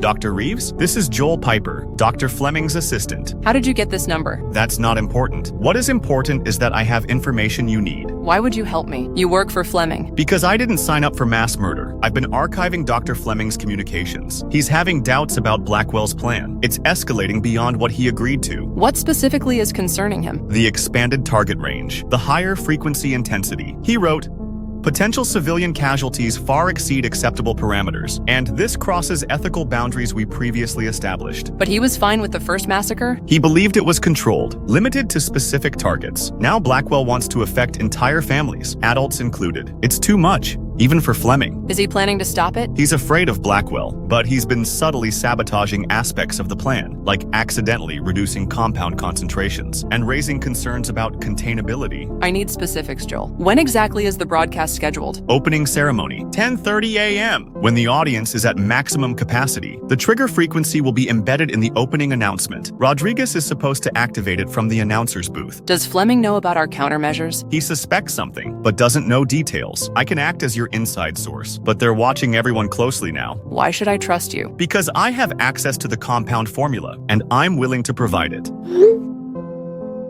This is everything you need to create an effective blocker. This matches our findings, but with components we hadn't identified. Thank you, Joel. This could save lives. I have to go. Fleming's returning. Be careful. They're more desperate than ever. Important update. Just received contact from Joel Piper, Dr. Fleming's assistant. He's confirmed the broadcast timing, 10:30 a.m. during the opening ceremony, and provided the complete compound formula. Fleming apparently has doubts about the expanded plan. Can we trust this, Joel? His information matches what we've already discovered and adds critical details we were missing. This formula is consistent with our findings, but more complete. It will help me finalize our blocking agent, but we have an issue with delivery. The signal-disrupting formula must be aerosolized near the broadcast source to be effective. Aerosolized? Like a mist or spray? Exactly. It needs to saturate the broadcast area to create a transmission barrier. Does Isabella know this? I've updated her. She's already inside the historical building. We'll report soon. I'm in position, inside the Historical Society building. You won't believe what I've found. The broadcast contains subliminal imagery, matching these historical Founders Club ritual symbols. What are those? Ceremonial markings from Meadowvale's founding, dating back to 1842. These attacks aren't just practical elimination of competitors. They're ceremonial, some kind of twisted ritual related to the town's founding. That explains the timing. And the specific targeting patterns. It's not just business, it's their demented religion. I've located the broadcast equipment. Underground room, just as predicted. They've upgraded significantly since the Founders race. More powerful transmitter, wider broadcast range. Can you access the programming interface? Working on it. Security is tight. Biometric locks. But I've brought tools. Be extremely careful. Remember, we need to reverse the signal, not just disable it. Understood. I'll need time, though. At least a few hours to reprogram everything. Keep us updated, and remember our emergency protocols if you're discovered. Dr. Reeves, it's Andrea Powell. I've been suspended. but surprisingly, they've not killed me. Andrea, are you safe? Safe enough. I've rallied some former colleagues, officers who aren't under Harrington's thumb. We've established unofficial roadblocks on key delivery routes. What are you looking for? Equipment Blackwell ordered for the championship. Specialized audio gear. We're searching every truck, causing routine inspection delays. Has this been effective? We've intercepted 2 shipments already and misplaced critical components. It won't stop them completely, but it might reduce their broadcast effectiveness. That could make all the difference. Thank you for risking everything. 23 people died, including 8 children. I won't let it happen again, even if it costs me my badge. You're a hero, Andrea. No, just making up for not seeing it sooner. Stay safe, Doctor. Reeves, tomorrow will be chaos one way or another. I've tested the neutralizing agent on tissue samples. It works. It blocks the compound's receptor binding, but we still need a delivery mechanism for affected individuals. What about water stations? At the championship venue? Too diluted, and not everyone will drink. What about misters? The cooling station's set up for hot weather. We could replace their water supply. That could work. Aerosolized delivery, just like Thomas needs for the signal disruptor. I could modify the formula to work in that delivery system, but we'd need access to the misters first. Leave that to me. I know someone working concessions. Marianne, I've published the article, front page of tomorrow's edition, Championship Safety Guide. What parents should know. Perfect. It looks like standard coverage, but contains our emergency instructions. Exactly. To the casual reader, it's just safety tips. But parents who pay attention will notice the evacuation routes, the warning signs, and specific instructions if their children start behaving strangely. How many copies will circulate? 15,000, covering the entire county, plus digital distribution. I've also embedded the warning in seemingly unrelated stories, sports coverage, weather reports, in case they try to pull the main article. You're amazing, Olivia. Just doing my job. Truth matters, especially when powerful people try to bury it. Attention all medical staff. Due to the championship event tomorrow, all personnel are required on duty. Emergency room staffing will be tripled. All surgical teams on standby. Additional supplies have been ordered. Prepare for potential mass casualty incidents. This is not a drill. All leave requests denied until further notice. Direct questions to administration. More confirmation. Martin Wells has tripled hospital staffing. For tomorrow, all surgical teams on standby. They're preparing for mass casualties. They know exactly what's coming, and they're ready for it. Oh, and some good news on our end. Derek and I secured contractors' uniforms from Michael Rodriguez. These will get us into restricted areas, including the announcer's booth, which is crucial for our plan. About that, I've completed the mobile jamming device. But it has limitations. The range is much more limited than I hoped. Someone will need to physically approach the announcer's booth during the championship to be effective. That's extremely dangerous. I know, but it's our best chance to disrupt the trigger frequency until Isabella can reprogram the main broadcast. I'll do it. I've memorized the venue layout, and with the contractor uniform, I should be able to move relatively freely. There's another concern. I've accessed Blackwell's cloud storage through an exploit Finn found and discovered something disturbing.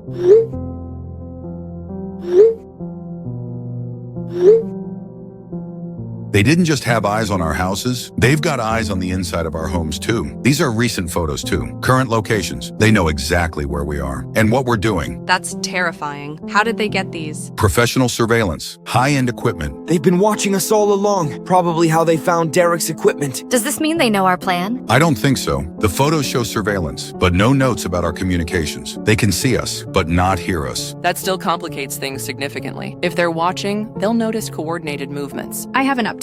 I've gained access to their programming interface, but there's a problem. The system requires two-factor authentication for major changes. Spencer has to physically approve modifications, with a key that only she possesses. Can you bypass it? Working on it, but it's sophisticated. Military-grade security, what a surprise. I might need to create a parallel broadcast, rather than modifying theirs. That would work too, if you can tap into their transmission array. I'll try, but I need more time. Time we don't have. The championship starts in less than 10 hours. I've finalized the signal disrupting formula. It's ready for aerosolization.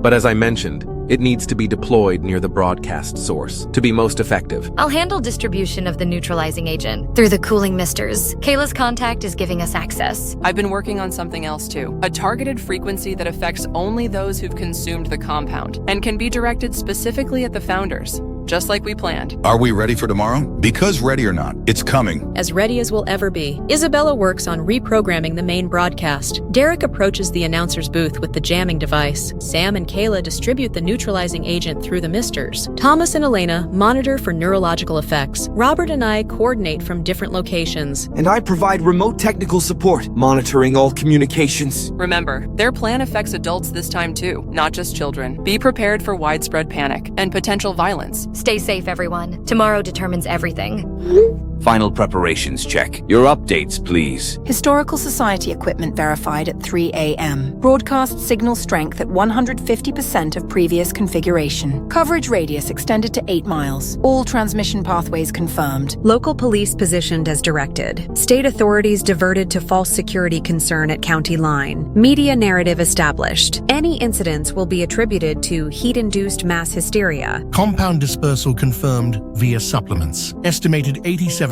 coverage of target subjects. Peak activation projected within 3 to 5 minutes of frequency broadcast. All school tablets updated overnight. Special championship livestream app preloaded. Will auto-activate at 10:25 a.m. 5 minutes before the main trigger. Children will be primed and ready. Excellent. Our preparation has been meticulous. No more Meadowvale bloodlines contaminated by those dirty outsiders. No more rising stars from distant families. After today, they'll understand that Meadowvale traditions belong only to Meadowvale bloodlines. The old families will maintain control, as our founders intended. What about the troublemakers? The Westfield group? They're being monitored. Their desperate schemes are amusing but futile. I've seen their pathetic preparations. Let them try. It will make their despair all the sweeter. And if they actually disrupt anything? Then they become part of the tragedy, more victims of the unfortunate incidents. Either way, we win, as we have for generations. Our legacy continues today. Robert, are you there? Yes, Grace. What have you found? The power consumption at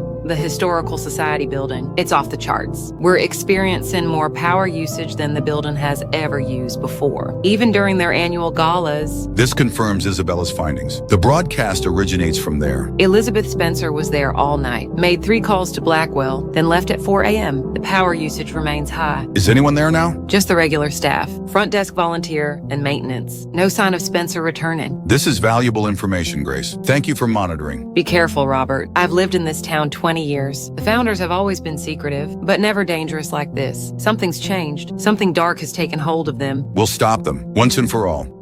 Richard, what the hell? My outgoing messages are being blocked. My customers can't be reached. System maintenance, Kevin. Nothing to worry about. Bull crap! My horse nearly killed my stable hand after eating your supplements. What's in them? And why does my poor baby look like this?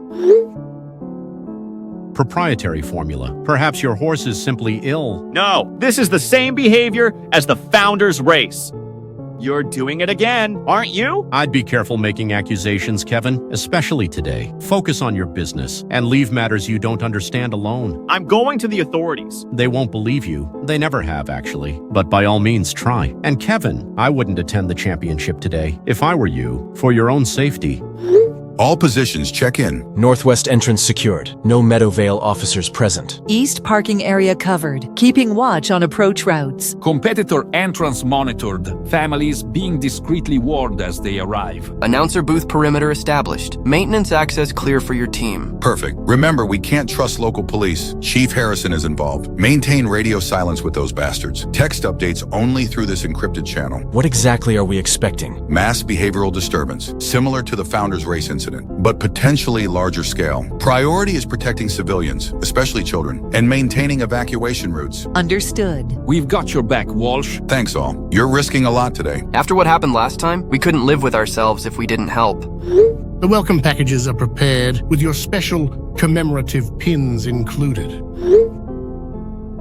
Thank you, Michael. This means a lot. I should have spoken up sooner after the Founders Race. I knew something was wrong, but I was afraid. You're helping now. That's what matters. The pins look completely normal. No one would suspect they're signal blockers. That's the idea. How many competitors have received packages? About 70% so far. The rest will get them at registration. But Marianne, Blackwell changed the seating. Children are now separated from parents in special youth viewing sections. What? When did this happen? This morning, he claimed it's to enhance the experience, but it isolates the children, makes them more vulnerable. And easier to effect without parental intervention. We need to warn parents not to separate from their children, under any circumstances. I'll do what I can, but be careful. Blackwell was just inspecting the announcer booth. Seemed particularly interested in the audio setup. Thanks for the warning. Stay safe, Michael. This will all be over soon. Elena, I've integrated your frequency modifications. Counter broadcast program is complete. Perfect. This should interrupt their trigger frequency and potentially reverse effects on recent exposures. I've mapped it to transmit through their own equipment, but there's a complication. They've added additional security protocols since last night. I can't initiate remotely anymore. Someone needs to physically activate it at the broadcast source. That's a problem. If you left the building, you'd never get back in. Exactly. But I can't stay here indefinitely either. Staff will eventually discover me. What about a timer? Set it to activate right before their broadcast. That could work, but if they do a final systems check, they might discover it. It's a risk we have to take. What's your current position? Still in the basement, hidden in a storage area near the broadcast room. I'll set the timer and find a way out. Be careful. And Isabella, thank you for everything. Your courage is extraordinary. I'm just doing what's right. After seeing what they did to those children, I couldn't just stand by. None of us could. Good Lord, I've discovered how they're distributing the broadcast. It's dual-channeled through the venue's announcement system and a synchronized release to all school-distributed tablets. You'll also never guess what's playing on them right now. That complicates things. Our jammers won't affect the tablets, only the venue system. We need to warn parents. Tell them to keep tablets away from children. Michael says Blackwell has changed the seating. Children separate from parents in special youth viewing sections. That's deliberate, to maximize exposure and prevent parental intervention. I've completed the aerosolized neutralizing agent. But we only have enough for one deployment. We'll need precise timing. I'm in position with the mobile jammer. Disguised as venue staff, I can approach the announcer booth, but I'll only get one chance. My deputies are positioned around the venue, ready to assist with evacuations and intercept any founder security. Isabella has set the counter broadcast on a timer, set to activate at 10:29 a.m., 1 minute before their planned trigger. I'll monitor all communications and coordinate our response from my remote position. Everything converges at 10:30 then. Everyone ready? Ready. In position. Standing by. Ready with distribution. Championship has officially started. Blackwell is addressing competitors now. His speech contains phrases matching the trigger pattern. I can see Harrington watching children's reactions from the platform. Some are already showing signs of fixation. They're testing susceptibility before the main broadcast. Where are you positioned? Maintenance corridor behind announcer's booth. Disguised as venue staff, moving toward control room now. Isabella and I have established monitoring stations in Olivia's newspaper vans. I'm tracking frequencies from the championship venue. Isabella is monitoring the Historical Society building. Confirming unusual activity at the Historical Society. Power consumption spiking. They're warming up the broadcast equipment earlier than expected. I'm observing the horses, several showing early warning signs. Ears back, excessive pawing, aggression towards handlers. I'm administering mild sedatives where possible, disguised as routine injections. I'm approaching the tunnel entrance now. Pastor Wilson's prayer service is providing good cover. About 30 people gathered outside Historical Society, drawing attention away from the service entrance. Andrea and I have initiated the diversion. Fake security alert at main entrance. Security personnel redirecting there now. Clearing past to critical access points. Something interesting. Intercepted text from Fleming to Wells. He's expressing concerns about unacceptable casualty projections. Not all founders fully support this plan. Possible internal conflict we could exploit. Systems check complete. Initiating preliminary broadcast sequence. Now, that's 30 minutes early. Monitoring showed increased counteractivity. Unknown parties attempting access. Better to proceed before they interfere. Understood. Alert the others. I'll accelerate the program from here. No one stops the legacy preservation today. Alert. They've initiated the broadcast sequence, 30 minutes ahead of schedule. They must have detected our preparations. Confirmation from my end. Frequency emissions beginning from the Historical Society, measuring 18.5 hertz plus harmonics. They're broadcasting. The announcer. It's not Rodriguez. I found Rodriguez bound in a storage closet. They've replaced him with a founder's member. I've reached the watchtower. I can see the entire venue. Children in the youth sections already becoming fixated on their tablets. We need to move now! The horses are responding to the early frequency, becoming more agitated. Sedatives aren't fully containing it. The cooling misters. They've shut them down. We can't distribute the neutralizing agent that way anymore. Everyone implement contingency plan Delta. Accelerated timeline. Finn, Can you reach the broadcast equipment? I'm in the tunnel, moving as fast as I can, about 200 meters from the target. The counter broadcast timer won't activate soon enough. I'm attempting remote override, but encryption is fighting me. Derek, deploy the mobile jammer immediately, even if it's not optimal positioning. We need disruption now. Robert, we have a situation at the main entrance. Harrington has called in state police. They're checking identification, detaining anyone suspicious. How long can you delay them? 10 minutes maximum. They're aggressive and questioning my authority. I can create another diversion. Fire alarm in the east stands. Do it. We need more time. Elena, I'm broadcasting the emergency alert now through all local radio frequencies, warning people to leave the venue and keep children away from electronic devices. Good. Add specific instructions about the signal blocking pins. Tell them to make sure children are wearing them. On it. I'm also initiating the evacuation coordination through our newspaper staff. They're positioned at all exits, guiding people to safety, but it's getting chaotic. Some children are already showing signs of influence. Which sections? East stands primarily, where the school groups are seated. Several children are fixated on their tablets, repeating phrases about smiling and becoming pure. That's the first stage. If they begin moving toward the track, physical restraint will be necessary. Keep adults between children and horses at all costs. Marianne, I've escaped, but they're broadcasting earlier than planned. The script contains encoded trigger phrases. I know. We're implementing countermeasures. Can you access the sound system? Not directly. They've changed security protocols. But I know where the main audio input is. Service panel B3, behind the judge's stand. If you can get there, you could intercept the audio feed. Sending Derek now. Stay hidden, Michael. This is about to get ugly. I've reached panel B3. Connecting the mobile jammer now should disrupt the frequency, but range is limited to the main venue. I can see effects already. Children with the blocking pins are confused but stable. Others are becoming increasingly agitated. The horses are responding strongly, starting to buck and rear, handlers struggling to control them. I've distributed emergency sedatives to trusted staff. I've reached the broadcast room beneath the Historical Society. Spencer's here, monitoring equipment. I'm hidden, but can access the secondary controls. Spencer won't find me, but...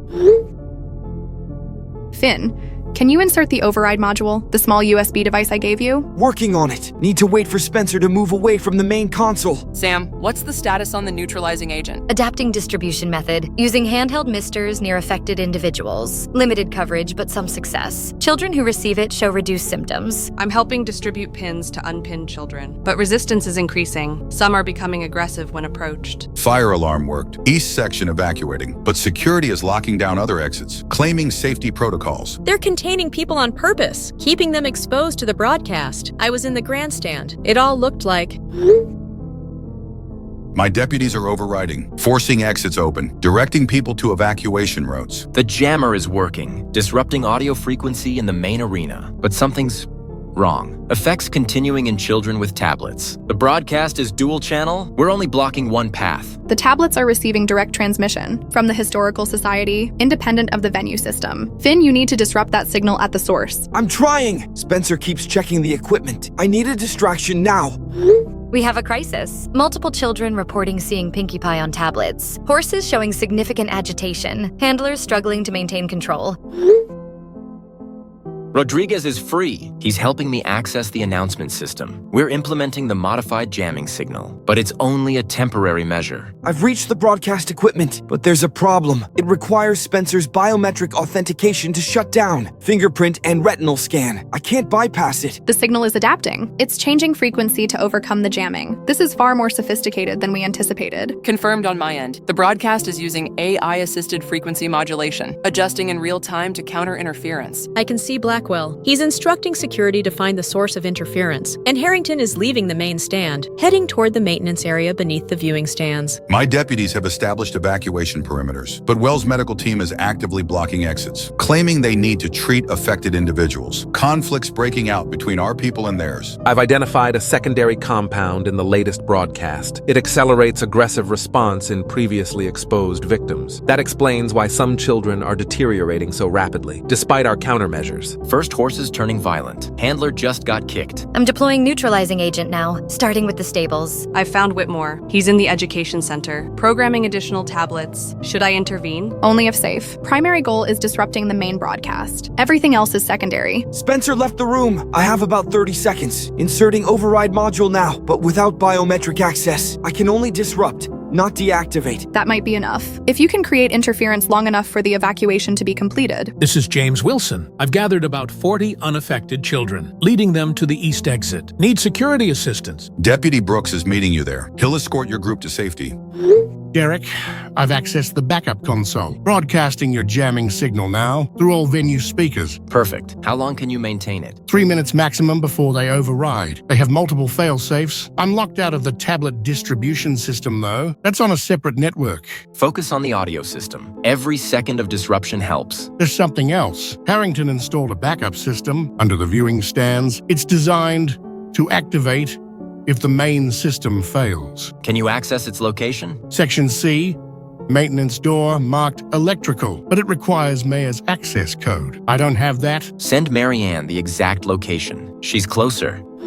Something's interfering with the broadcast. Signal strength fluctuating. Someone's in the system. Find them and eliminate the disruption. We can't lose momentum now. Activating secondary protocols. Switching to emergency broadcast frequency. They can't jam what they don't know about. Excellent. Margaret is activating the backup system. We'll have triple redundancy. I'll return to the broadcast room to manually override any interference. No one stops the cleansing. Not today. Not after generations of preparation. Dr. Reeves, this is Fleming. What do you want, Fleming? I didn't sign up for this. A child just collapsed in front of me. Violent seizure, bleeding from the eyes. It all happened in front of me.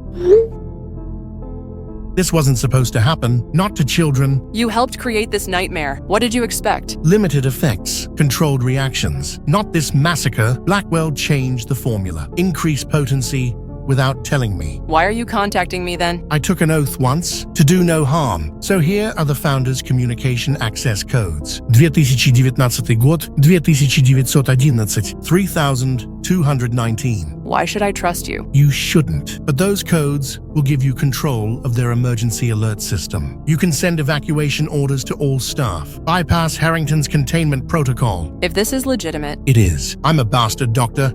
Reeves, but even I have limits. Stop this before more children die.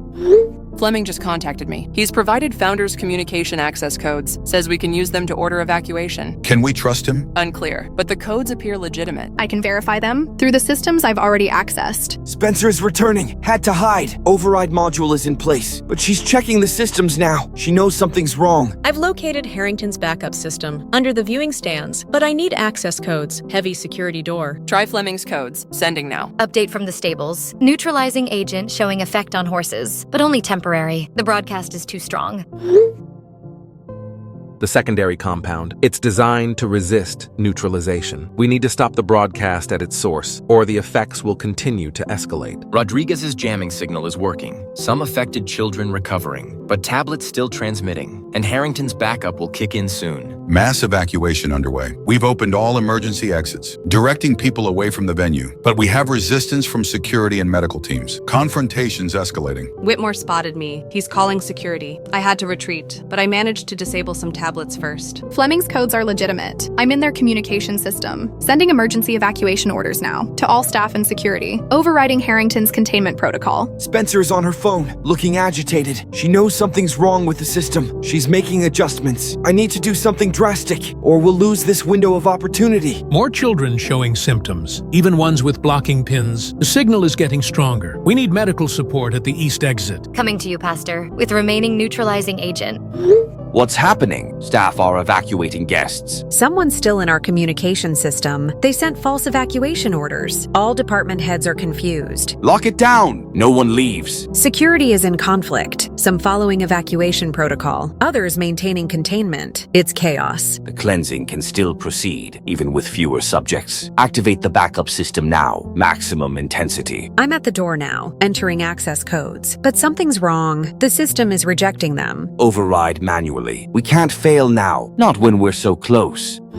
I used Fleming's codes, gained access to the backup system room, but Harrington is right outside. She can't get in, but I'm trapped. Fleming's codes worked. Staff and security receiving evacuation orders. Mass exodus beginning. Confusion among Founders personnel. I'm monitoring frequency emissions. The broadcast is still adapting, becoming more targeted, focusing on specific areas where children congregate. They're conserving power, maintaining effectiveness with reduced coverage. Clever and dangerous. Children at the east exit stabilizing. Neutralizing agent working when directly administered. But we're almost out. Deputies report 40% evacuation complete, but increasing aggression from affected individuals, both human and equine. We need that broadcast shut down now. Spencer left again. She's heading upstairs. Looks panicked. This is my chance. I'm going to attempt a hard shutdown, even without biometric authorization. It might trigger alarms, but we're out of options. Do it, Finn. We're running out of time. Rodriguez's jamming is failing. They've adapted the frequency again. Children beginning to move toward the track, despite physical restraint. Fleming provided one more thing, a frequency that might trigger a system overload if broadcast through their own equipment. Finn, can you input this sequence? Send it. I'll try, but I'm working blind here. Sequence sent. It's essentially a feedback loop. Should cause their system to overload. If it works... Harrington is trying to break into the backup room. I've barricaded the door, but I'm not sure how long it will hold. I've disconnected key components, though. Backup system should be inoperable. First horse has gone completely violent. Attacked handler, others following quickly. We're losing control of the stables.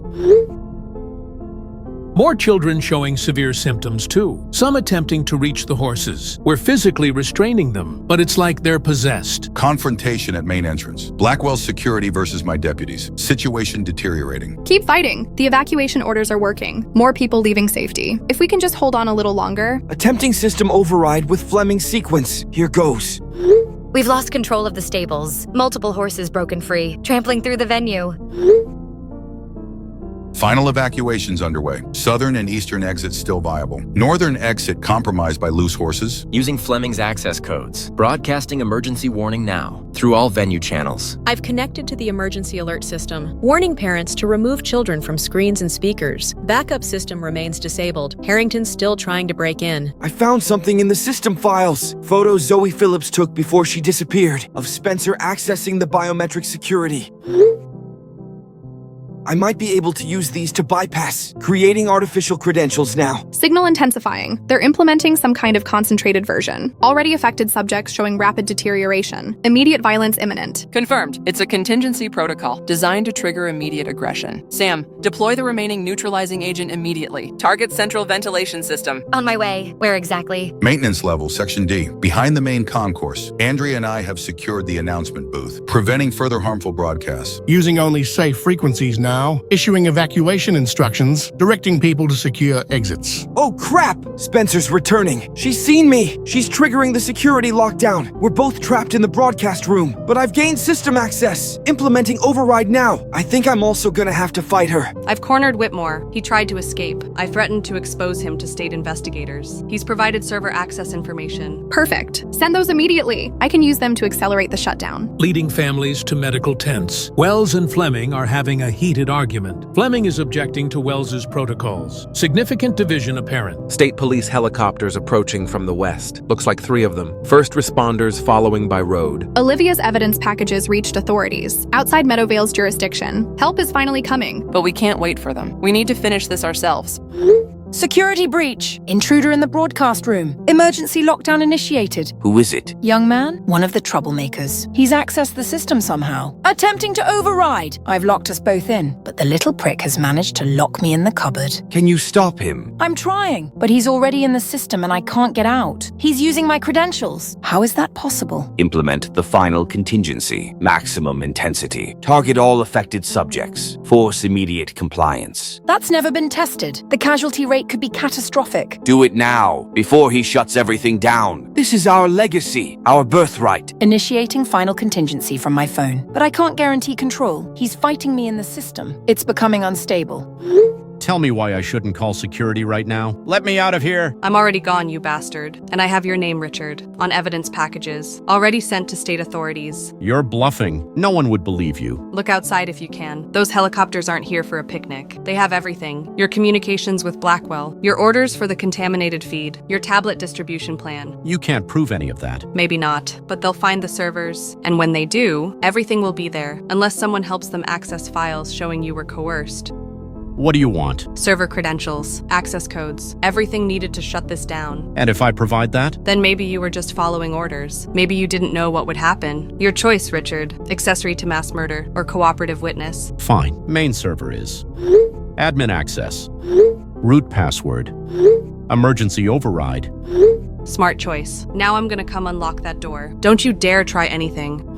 What the hell are you doing, Martin? Just following protocol, containing affected subjects and all that, as directed. These are children. They need medical treatment, not restraints. The directive is clear. Maintain containment. Document effects. For future refinement. Future refinement? Have you lost your mind? Look around you. This is a massacre. Casualties were always anticipated. Acceptable losses for progress. I never agreed to this level. This isn't progress. It's madness. You're becoming a liability, Fleming. I'll be reporting your insubordination to the council. Report whatever you want. I've already contacted the neurologist, provided access codes. This ends today. You did what? You traitor. Blackwell will have you killed. Better to die with my conscience than live with this.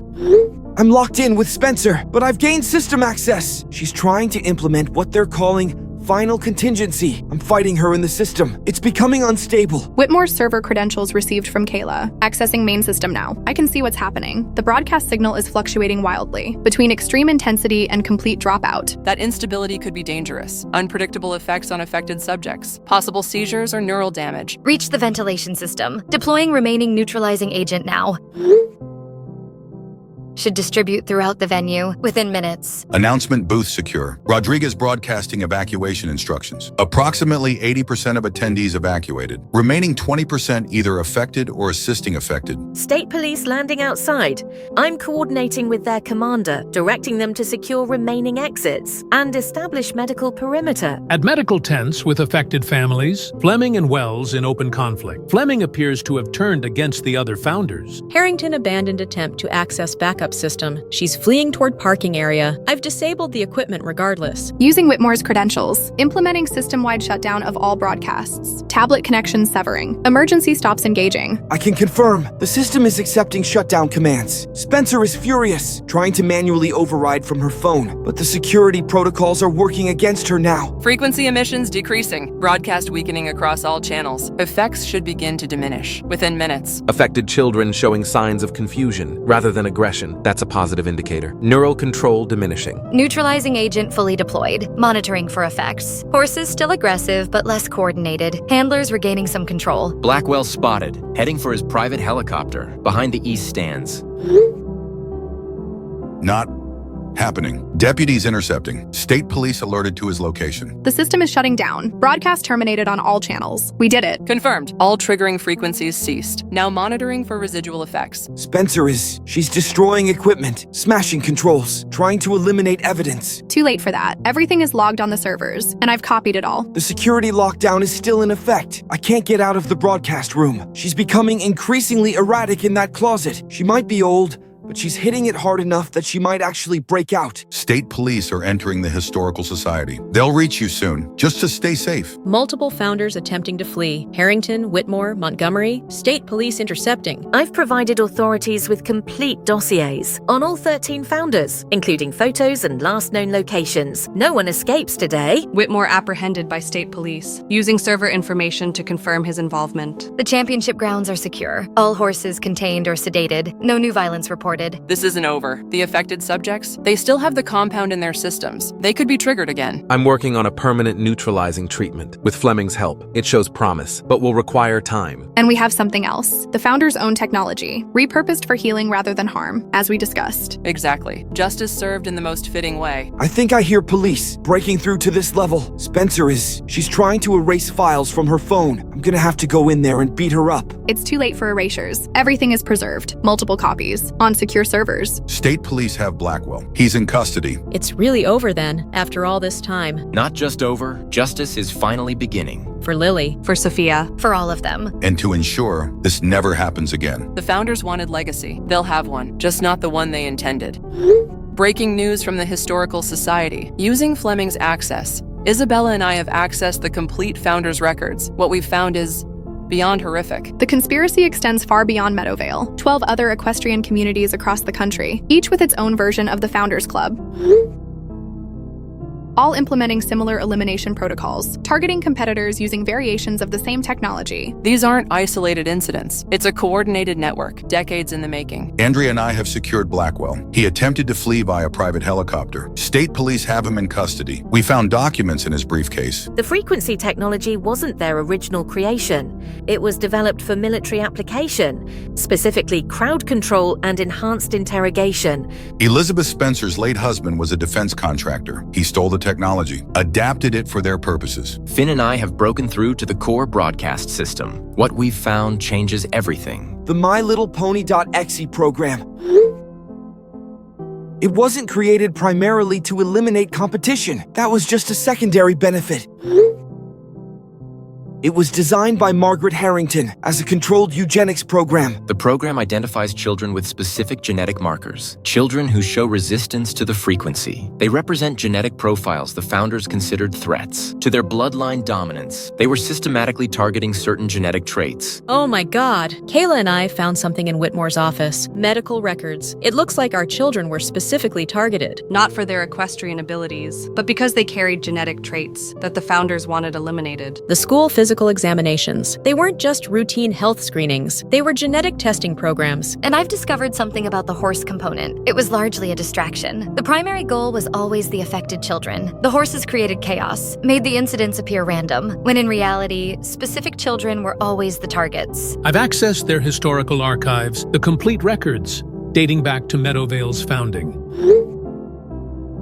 The 13 founding families, they've been selectively breeding and eliminating genetic competitors. For over a century, Fleming's family directed the entire program. Their prestigious equestrian tradition was just a cover for artificial human evolution. This explains why they targeted outsiders. New bloodlines represented unknown genetic variables, potential threats to their controlled breeding program. The entire social structure of Meadowvale was designed around genetic selection. They used horse breeding as both metaphor and cover. The archives contain detailed genetic profiles of every family in Meadowvale and neighboring communities, cataloged by desirability and purity of bloodline. So the resistance to the frequency, that was the genetic marker they feared most? According to these files, yes. Children who could resist mental manipulation represented genetic independence, a threat to their control mechanisms. Our children, they were killed because they were genetically resistant to the founders' influence. The program was designed to identify such children and eliminate them before they reached reproductive age, preserving the founders' genetic dominance. They murdered our children because of their DNA, because they were genetically superior. The true scope of this is almost incomprehensible. Generations of selective breeding, elimination of genetic threats, all disguised as equestrian tradition and community values. The horse breeding was real, but it was also symbolic. They treated human genetics the same way. Controlled breeding, culling undesirable traits, maintaining pure bloodlines. Here's another disturbing discovery. Historical accidents targeting specific families. All of these families shared something. Genetic resistance to manipulation. Every generation, they identified and eliminated them. The race incident was just their latest method. And they were expanding to other communities, using more sophisticated technology to continue their eugenics program on a larger scale. The compound itself, it was specifically designed to affect certain genetic profiles more severely. Children with resistance showed milder symptoms, making them easier to identify as targets. Fleming's research wasn't just about behavior modification. It was genetic identification through neurological response. And Blackwell's horse breeding program, it was a model for their human genetic program. Selective traits, controlled bloodlines, elimination of inferior stock. I feel sick. Our entire community, everything we believed about Meadowvale, it was all built on this horrific foundation. The other 12 communities, they have similar structures, hidden beneath prestigious equestrian traditions. We need to alert federal authorities. This goes beyond local jurisdiction. It's systematic genetic discrimination and mass murder. The evidence is overwhelming and indisputable. I've already contacted FBI. They're sending specialists in both genetics and organized crime. There's something else in these records. Breeding recommendations. For future generations, they were planning arranged marriages based on genetic compatibility to strengthen desired traits. So they murdered children with genetic independence, while forcing controlled breeding among the rest? According to these archives,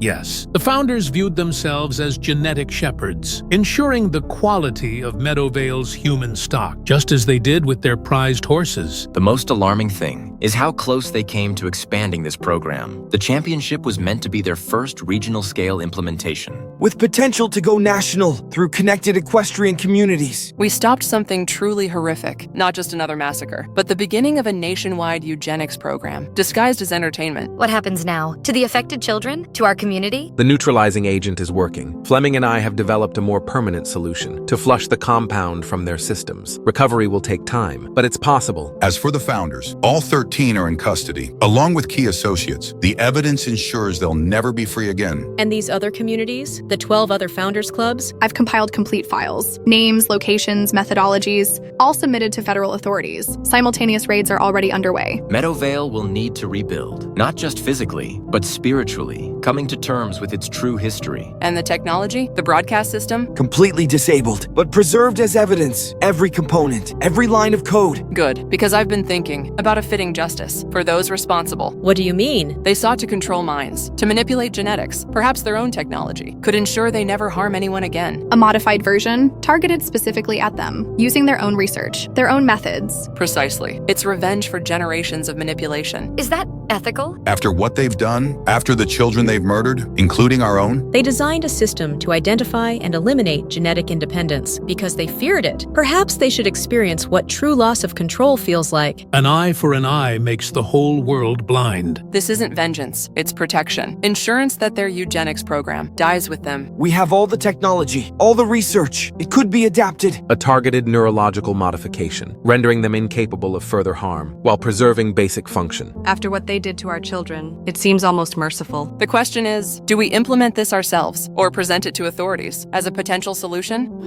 Update from state authorities. All 13 Founders Club members now in custody, facing charges of conspiracy, terrorism, and multiple counts of murder. Federal prosecutors are classifying this as domestic terrorism. Olivia's evidence publication triggered immediate response. Multiple agencies involved: FBI, CDC, Department of Defense. The full scope of the conspiracy has shocked even veteran investigators. Elena and I have finalized an effective treatment protocol for affected children and adults, using targeted frequency therapy to break down remaining compounds. Initial results are promising. Neurological damage is reversing. Children responding exceptionally well.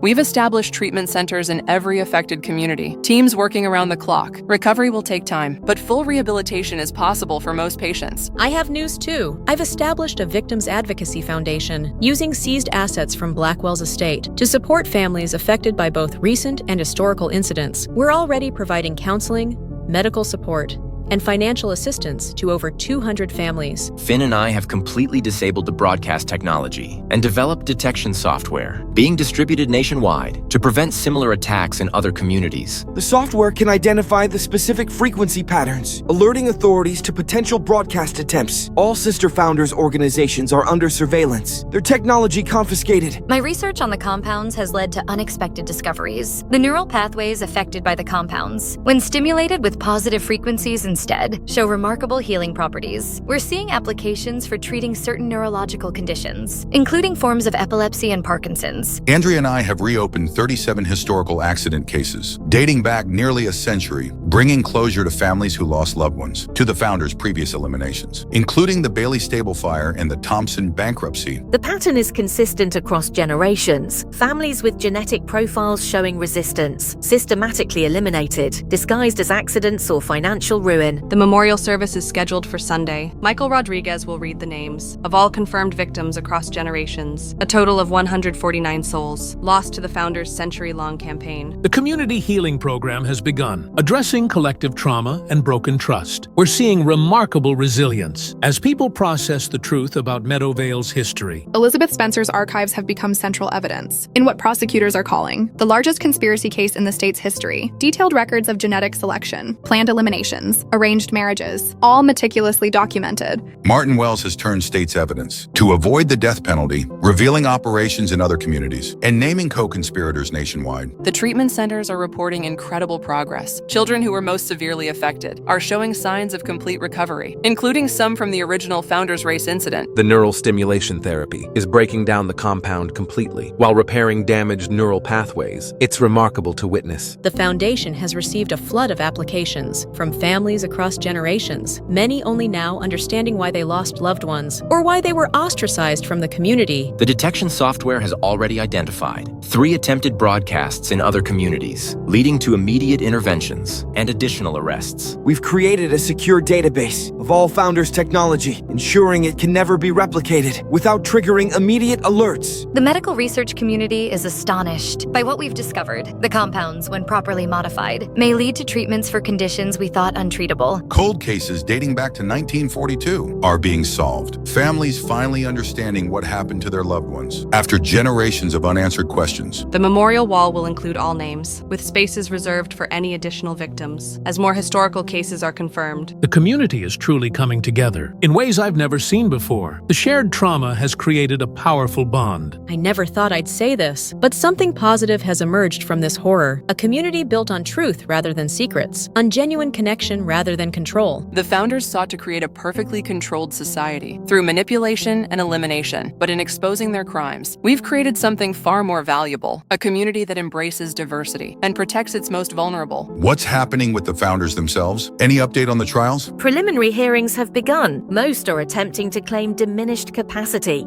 or coercion by Blackwell, but Spencer's meticulous records clearly show willing participation by all members. Blackwell remains unrepentant, still claiming he was preserving necessary order and protecting bloodline purity, even facing multiple life sentences. Some good news about Dr. Fleming. His cooperation has been instrumental in developing the treatment protocols. He's providing testimony against the other Founders in exchange for consideration in sentencing. He's also surrendered his medical license and is working with ethics committees to establish new protocols, preventing similar abuses. Where do we go from here? As a group, once justice has been served? I think we continue, not as investigators, but as advocates, ensuring this never happens again, not here or anywhere. I agree. The technology will always exist. We need to remain vigilant. And there's still so much healing to be done, physical and emotional, for the entire community. Plus the historical cases, bringing closure to families who have waited generations for answers. Rebuilding trust will take time. The community needs guides, people who understand what happened and can help chart a new course. I've been thinking about the horses too. They were victims as well, used as both weapons and distractions. They deserve rehabilitation and proper care. I've established a program for that, working with veterinary specialists to help the affected horses recover. The deeper work has just begun. Healing the community, rebuilding trust, establishing new traditions, based on inclusion rather than exclusion. For Lily. For Sophia. For all of them, across generations. We came together in horror, united by tragedy, but we continue in hope, building something better from the ashes. The Founders sought control through fear. We'll create community through compassion. That's the true legacy of Meadowvale now. The legacy we choose. 1 year ago, none of us knew each other. Now we're family, bound by shared purpose to heal what was broken. The horses are safe. The children are healing, but our work continues. Meadowvale will never forget, but it will also never again be defined by secrets and control, by bloodlines and breeding. Instead, it will be known for resilience, for truth, for the courage to face its darkest chapter and write a new story. I never thought I'd find purpose again after losing Sophia, but helping others heal gives meaning to her loss. The truth has finally emerged. After generations of darkness, that's a victory worth celebrating. I'm proud of us, of what we've accomplished together, against impossible odds, with broken hearts. We changed everything. And created hope from despair. This channel has served its purpose, but our connection remains, not as investigators, but as builders of a new Meadowvale.